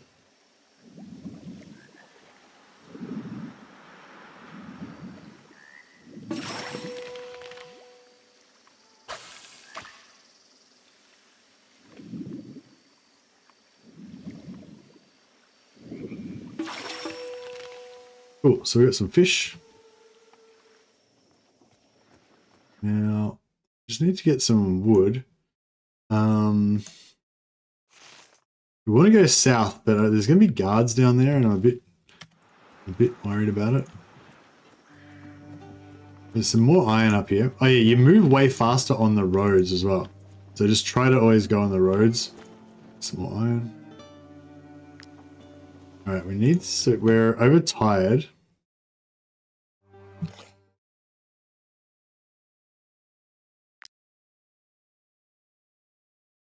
So we go to camp. Alright, every time you camp you got to eat food. We'll eat our stolen chickens first, get rid of those.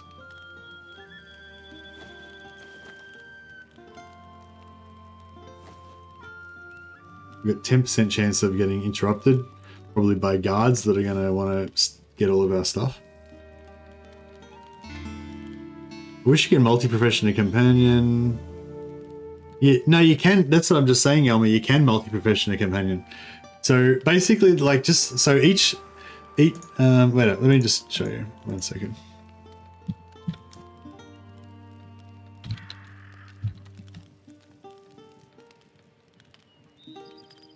Yeah, sorry. I should have probably just shown you guys the wiki earlier, but I'll just show you quickly now.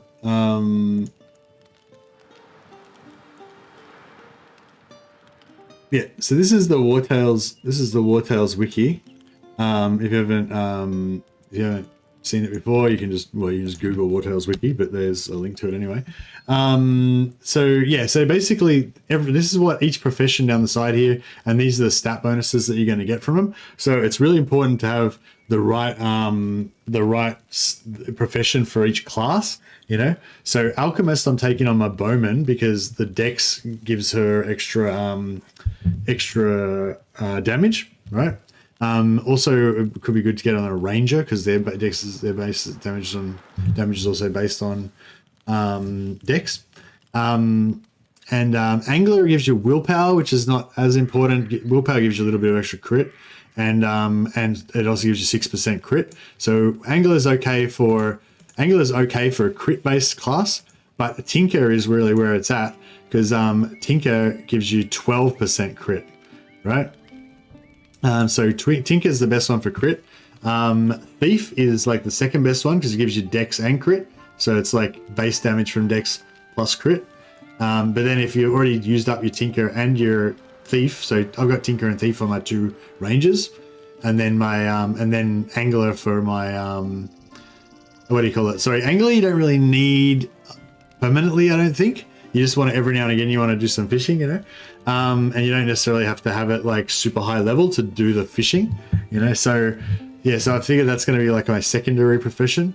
But yeah, so whereas I feel like you kind of need to have your alchemist leveled up so that you can, well, I don't know. I'm not really that much of an expert at the game. Anyway, so what I was saying is that basically in order to get from novice to apprentice, you need to get, so as soon as you just take novice, you automatically get these bonuses to your stats. So yeah, but yeah, so as soon as you get to novice, which is like 50 XP or whatever, it's really fast, then you could switch from alchemist to angler and you'll still have that novice, still have apprentice level alchemist, right? But now you'll be novice angler, and then you can level up angler till you get to experienced, right? And then you're halfway through, and then you switch from angler back to alchemist. You lose that halfway through that you were inexperienced, but you still have you're still at like you'll be at experienced with 0 XP. So yeah, so you could potentially be like apprentice, not novice, but apprentice, like level 2 alchemist and level 3 angler, and you can switch back and forth, you know. But yeah, and every now and again I'll try and make a push. Like I'll know there's a lot of fishing to be done, but I'll save it all up, you know. And then when I'm ready, like I might be an alchemist, like nearly about to get to apprentice. So I'll just wait till I can do a few potions, get myself over apprentice. I've got more materials that I could do more potions, but I don't do it out. I save them, and then I switch back. Now I've locked in the level of apprentice. Switch back to angler, do a shitload of fishing until I go all the way through experienced up to journeyman, you know. So yeah, you get it. But anyway, basically, yeah, you only have the stats. You only get the stats of the one that you currently have assigned to your character, but it saves whatever the highest level you achieved, you know, so you can go back to it.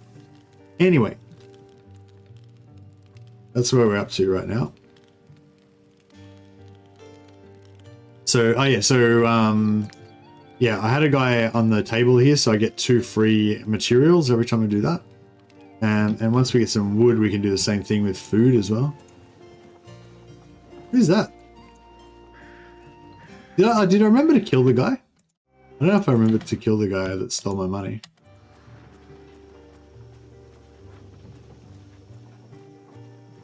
Oh yeah, there's also... Oh yeah, so I'll just quickly make a piton as well.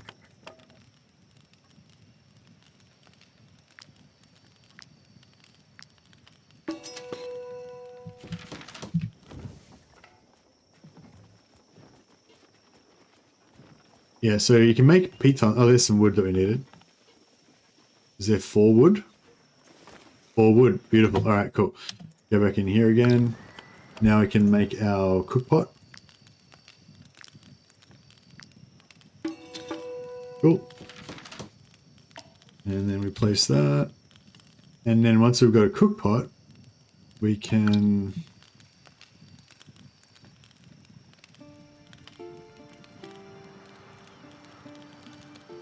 put that there.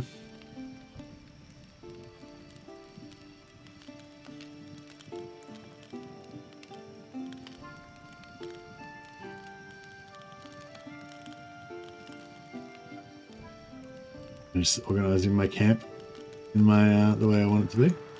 Yeah, put my cook pot there, and then I can change my change Sabatine from being a blacksmith to being a cook. So she's going to get more stamina, so she's going to be more tanky.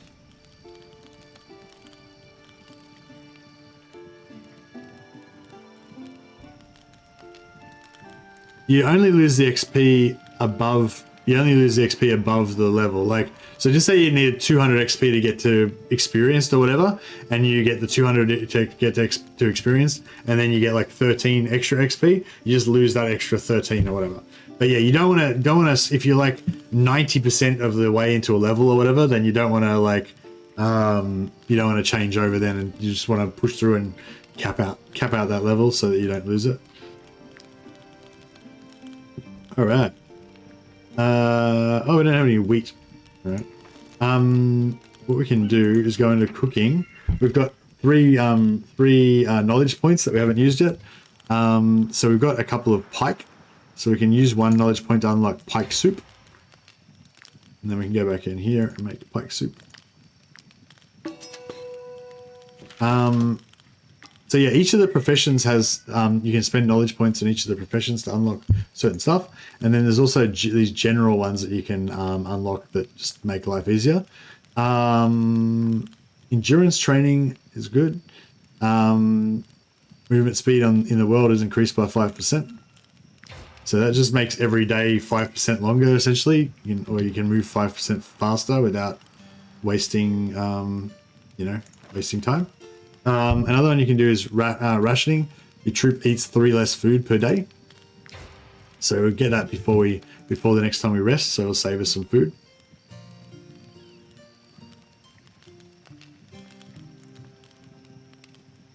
Yeah, it kind of doesn't really make sense why you can't have more than one profession, but it is what it is, I guess. Yeah, so as you're walking through the forest, just keep an eye out to see what you can grab. Now, all these nodes do occasionally respawn, so you can. It sort of pays to like grab everything that you can, so that later on when they respawn, you'll be able to get them again. They're like, the quicker that you grab them, the quicker they'll respawn, right? But yeah, so pitons. Anytime you're at the top of a cliff, you can place a piton wherever you want. Oh yeah, by the way, as well, when you're not moving, your fatigue doesn't really go down. Like, it goes down like super slowly, if it goes down at all. I don't even know. Maybe it doesn't even go down if you're not moving. But yeah, if you're like, yes, you don't have to panic if you're not moving. When you are moving, though, your fatigue's going down, and that's the time before you have to rest again. Even though we just rested a little while ago, we're going to have to rest again really soon. But yeah, you can put pitons at the top of places, and pitons make shortcuts, basically. So if I click on this piton here, then I'll just instantly go to the bottom.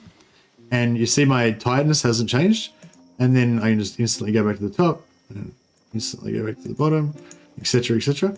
So yeah, so you can think they're good for getting up and down cliffs, obviously, but they're also good for just like getting shortcuts to get places. Or if these cops are about to roll me, I can just go up here. Oh shit, are they coming after me?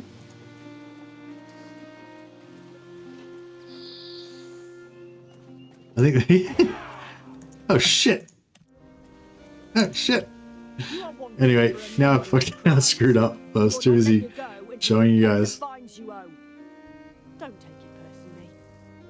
So yeah, you can accuse one of your own dudes, and then they get chucked in jail. Fuck, now I have to reload. Oh, you can accuse one of your they'll just pick a random guy and they get thrown in jail. On extreme, they get thrown in jail for life. But I think you can pay to get them out again. Man, I hope I saved it recently. Like, that was ages. It was ages ago I saved it. Well, it was ages of talking ago.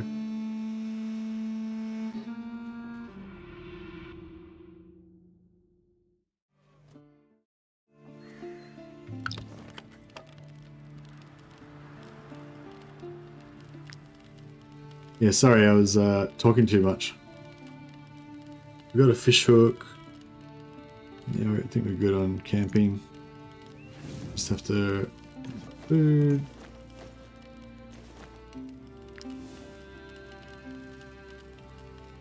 Alright, I'll try not to screw up this time.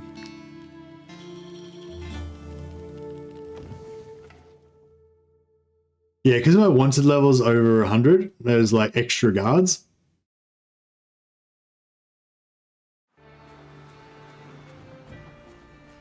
So it's yeah, it's causing us some dramas. But yeah, if I wait for a while, I think the what is the wanted level in real time, not sleeps. So you can actually just I can actually just sit here, I think, and wait. And it'll just like wear off. I'll just stay here for a second and just not move and see what happens.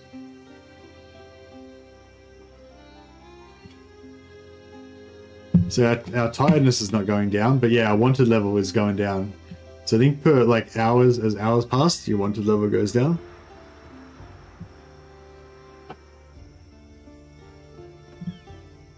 You can also attack peasants too, although they're one of the strongest factions in the Starter. Yeah, I think that once you out level them, the peasants will be alright, but yeah. I think they're individually not that strong, but they have like, you know, you'll have like 5 guys and they'll have like 11 and stuff. They come in waves of reinforcements and stuff. But yeah, so basically if you if you get wanted, then you can just basically hide out somewhere and wait for the time to run out.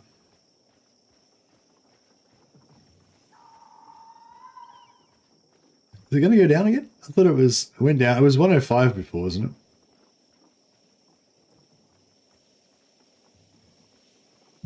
I wonder if does it go down faster if you're moving?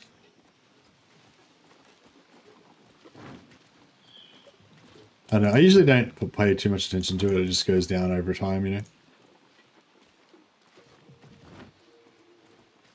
Let's check if there's anything else in here.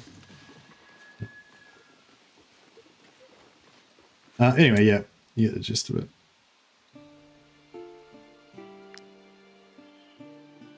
You can kill bandits. Yeah, I'm planning on killing bandits. I just want to get down under 100. If you're over 100, then you have like a wanted level, and they kind of come after you more.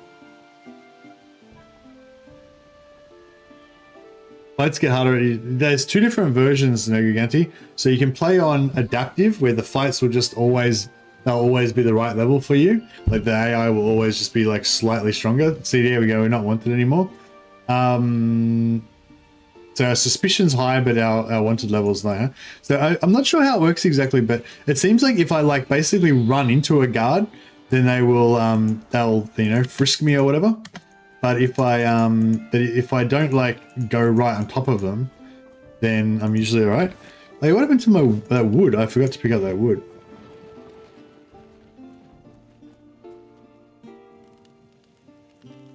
Oh yeah, so we can cut some wood here, right? But I'll just save. I'll just make a wood cutting save. Because if you screw it up, I get a permanent injury. I have to. Yeah, so there's adaptive, where the AI will always be the right level for you, and there's region locked, where the AI will be just whatever strength they are based on the region that you're in and stuff.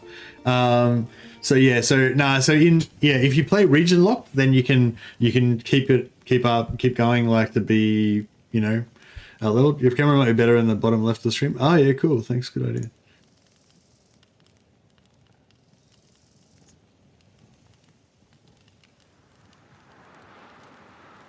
Yeah, that's a good idea. Thanks, Taylor. Is that better? Yeah. Yeah. So yeah, I was talking about this earlier. Adaptive, it is always the same level as you. Region locked, you know, different. There's a mixture of enemies, different strengths, and then when you move to a new area, it'll be harder again. But even within the starting area, there's some stronger and some weaker, you know. But then eventually you'll probably out level it. But yeah, I tried adaptive at first, and I was okay, but then I realized it was just kind of the same. Every battle was the same. It was always the same level of challenge. There was no difference, and it kind of got really shit after a while. I wasn't really enjoying it at all. And now I'm playing on region locked. It's actually heaps better because there's nothing's really been that easy, but there's some that are like relatively easy, and there's some stuff that's just too dangerous to even go near it. So it feels more kind of realistic or something. I don't know. I like it anyway. Okay, so Crucio is my thief. We're permanently leveling up her thievery. Slice is our tinker, so she's permanently on that. Nunez is temporarily on fishing, but I'm going to try and get a level out of it before we switch her. Repentia and Sabatine are both currently on blacksmithing, but Sabatine is not going to be a blacksmith, so we may as well get her to temporarily do some wood cutting.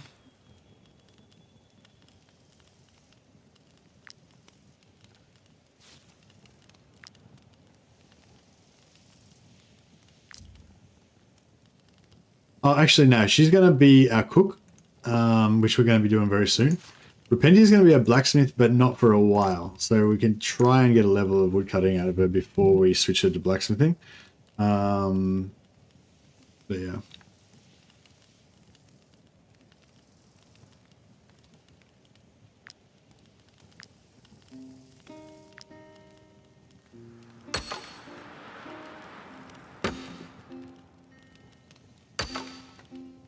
Like a stressful minigame that if you screw it up, your guy gets crippled. By the way, if you see an enemy with a skull, then run. I was wondering what those skulls mean. They mean run. Got it.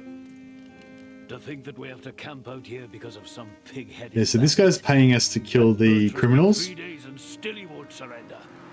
Bertram knows There's why I need 2 different rewards that you can get depending on which side you go for. If he thinks he can convince you to help him, But to gain his trust, you can finish him off for us. he wants us to assassinate this guy.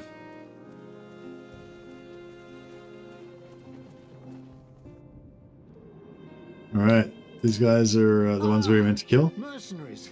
Rovand hired you to kill me! Rovand is the one who must die. I will not. Once he is gone, the farmers of Chiltern will have no one to He's protect. got a cool face. We won't have I want the that- I want that forces to face share on their my resources guys. with us. Kill the captain. It's the only solution. Alright, we'll kill the captain instead. Now there's a lockpicking situation here. Same thing with lockpicking as thievery as woodcutting. If you screw it up, you break your lockpicks and you get injured as well when you're playing on extreme.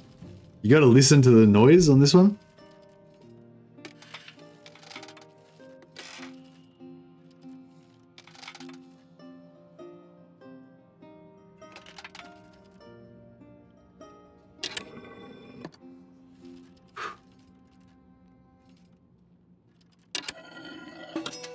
Picked. Getting injuries from lockpicking is so dumb. I know. It's like you're leaning forward, like concentrating, and you slip and poke yourself in the eye with your lockpick. What happens? It's a real thing. All right. There's no like iron or anything else in here. Yeah, there's just some iron and gems in the chest that you can lockpick. Anything else you can do?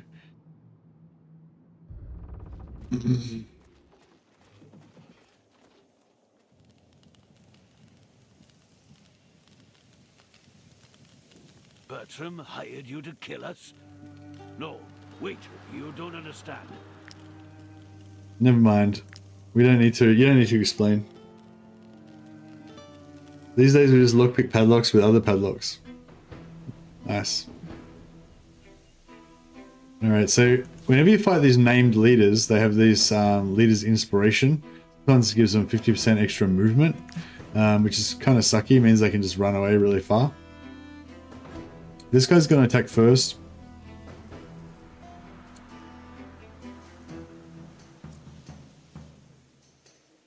So, It would be nice to pin him down so he can't run away.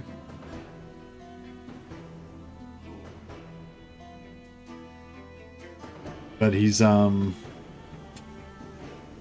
gonna go. He's not gonna move until later. So.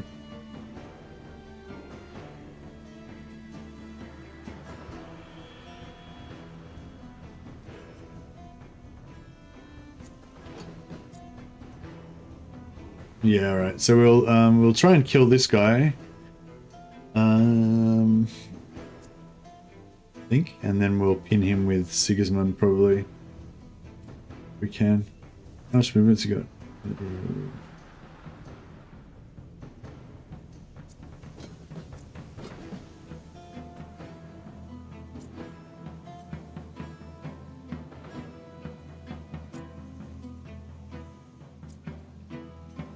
All right.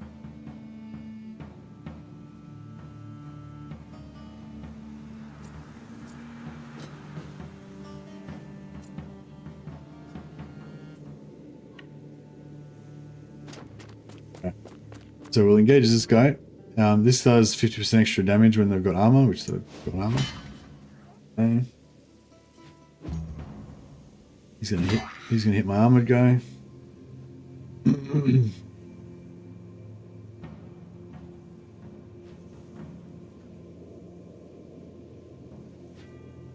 Oh yeah, now I'm blocking some different stuff now.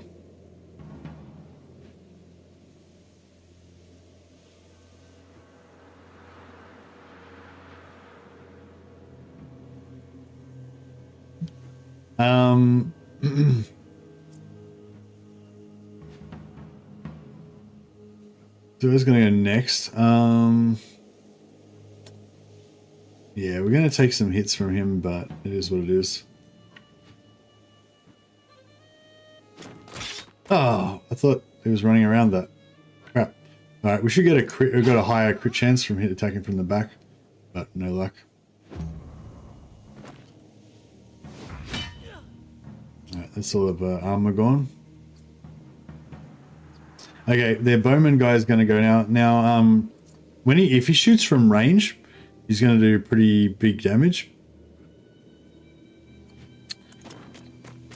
But if we engage him, the swordsman and band, hey man, I decided to restart on the region locked style instead of adaptive.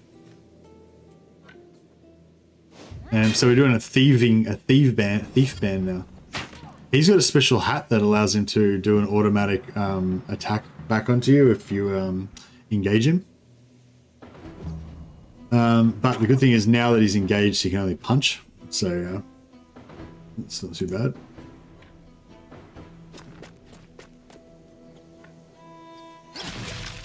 Ooh, there's the crit we were looking for.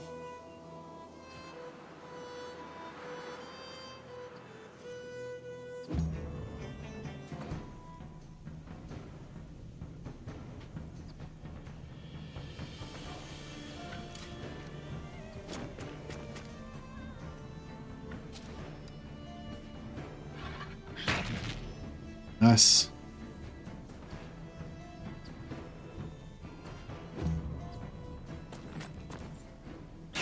Ugh.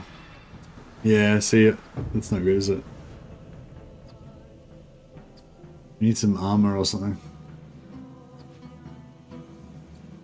Okay, so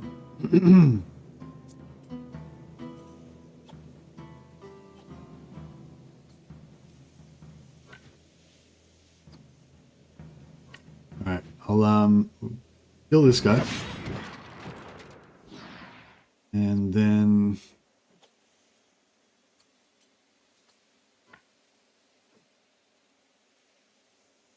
we'll engage this guy.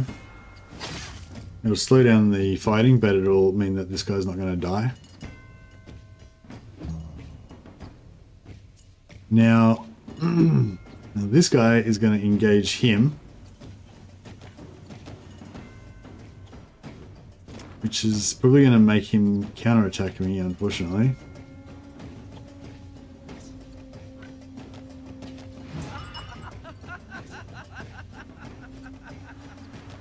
No. That's right. Right, cool. This guy's on death's door.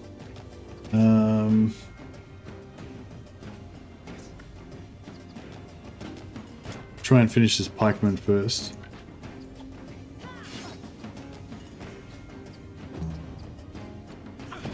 Yeah, these... Oh, man.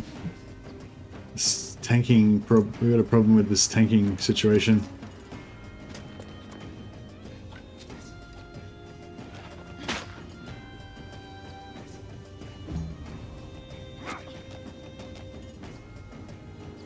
Yeah, I need that. Need this guy to disengage or that guy to disengage. Might have to restart this one. I don't know. I don't know if he can take one more hit. If he can take one more hit, we might be alright.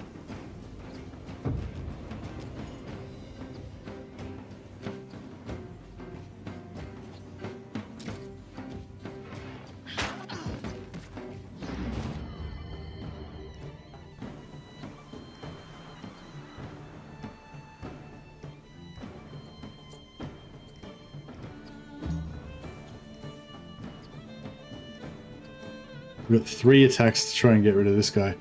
Yeah, I don't know if we're gonna get that.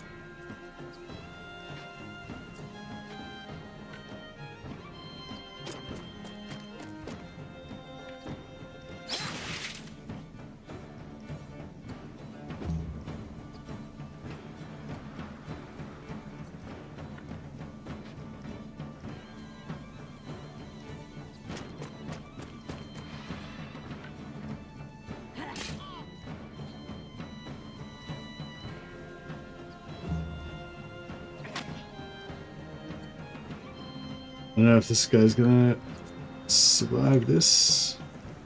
Ah, beautiful. We're good. Back in the game.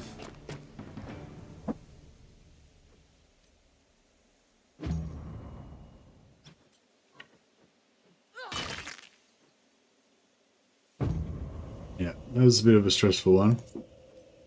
But, we made it. It's only the last hit point that matters, right? So these guys are totally fine.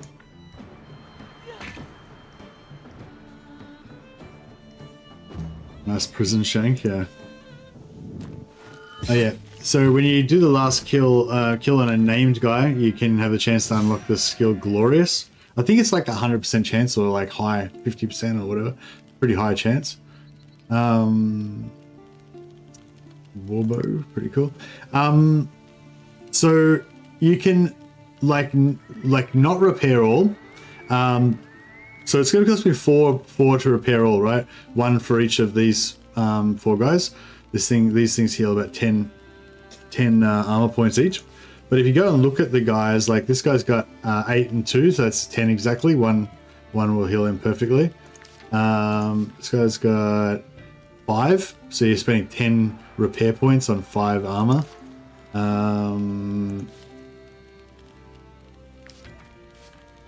5,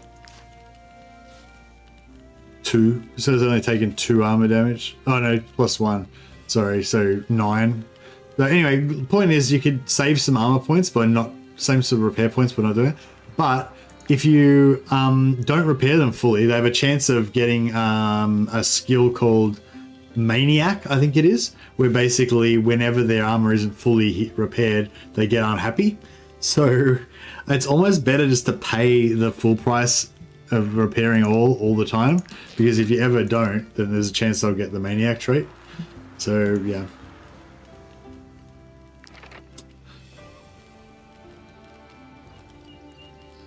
You can see the missing armor above their HP bar on the character sheet. So before you level up as well, so they've got these aptitude points. So I can either put 1 point on Constitution, 1 point on Movement, or 2 points on critical hit. But if you go into Career Plans, go in here and get Career Plans, then you can actually change where the points go. So we do Career Plans on Movement, and we can put 2 points in Movement. That's, yeah, 10 or 20, depending on if it's 1 or 2 points. The Archer, we're going to give Valorous Support. So whenever they end their turn near a companion, we'll get some valor points. And weapon-wise, so we've got an improvised bow that's +2 dex, does 5 to 9 damage to shoot. This one's got +8 dex, and it does 5 to 12 damage. And if you do a crit, then you hit twice. So our crit chance is only 10%. So it basically does 5 to 12 plus a 10%, so another 1.2. So it does sort of 5.6 to 13.2 damage.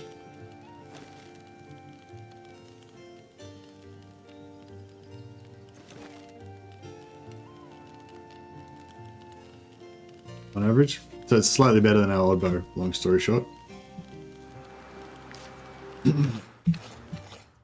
Alright, cool. So we killed those guys, did that. We can loot his body, get his key, and talk to this I guy. can't believe Warband is dead, and we really owe you one. Here, take this. There's a chest in here. And open that, and we've got Brotherhood Battle Plate. We've got some heavy armor. Pretty glorious. Some hemp there as well we can grab.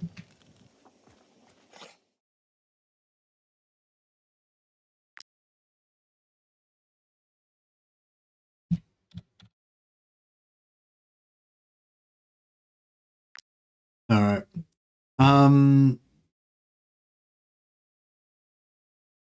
Finally bought Mordheim. We'll try it out for the first time tonight when my children will be asleep. Hey, Kernas, Bloody Rain. Yeah, awesome, man. I'm really glad you're trying out Mordheim. It's a fantastic game. I had a bit of a little run with it recently. I might play some more of it. Or, I don't know. Or maybe I'm done for now. I'm not sure. There's also a woodcutting thing in the camp. Yeah, there is. I think I already woodcutted it before. Yeah, that one's done. But yeah, yeah, I've been going for 8 hours now between the two streams. So yeah, I just wanted to, yeah, just let you guys know all the things I'd learnt about, all the things I've learned about War Tales in my last few days. I know none of it's probably new to you, Darwin, but, or maybe some of it is because I don't think you've played since the new update, have you? But yeah, yeah, really enjoying the game, and it's a fun. I don't know, it's just like this little world, you know, that like you get to explore. For those of you who've already played it for hundreds of hours, like it's maybe doesn't have that same joy, you know. But for me, like I've only explored most of the starting zone, so I've still got like 4 or 5 other zones to go for, you know. So yeah, it's pretty cool. Yeah, no worries. Thanks, guys. Thanks, Wolfspaul. Thanks for being so generous today. I was really appreciate it. Thanks everyone to yeah, thanks everyone for watching and stuff. Yeah, I'll check see if anyone's playing Total War or anything. Anticity's playing some StarCraft if you want to check that out. Just see if anyone's playing War Tales.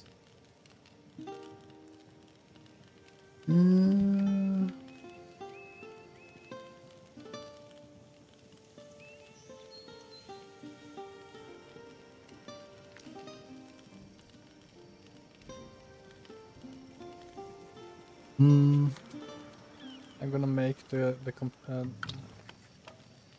I saying? Oh yeah, there's a guy playing. He's been going for 8 hours already, so he's probably like pretty tired right now. But yeah, go and check out Ashlang. Oh, sorry, I'll probably get his name wrong. But anyway, I'll put bleh. I need to make the. I'll chuck the host over. Saddle for the pony. And you can yeah, see if he knows some secrets that we don't know. Oh no, he doesn't have the hosting on, so I can't actually host. But if you want to click on the link there, I just put a link to his channel. But yeah, yeah, say hi from me, and yeah, I'd come over and watch as well. But yeah, I'm really tired, so. Yeah, we're back for some more Medusa Core next tomorrow. If you guys are interested in seeing how the invasion of Ulthuan goes down, and maybe play some more War Tales too. All right, thanks guys. Have a good night. Catch ya.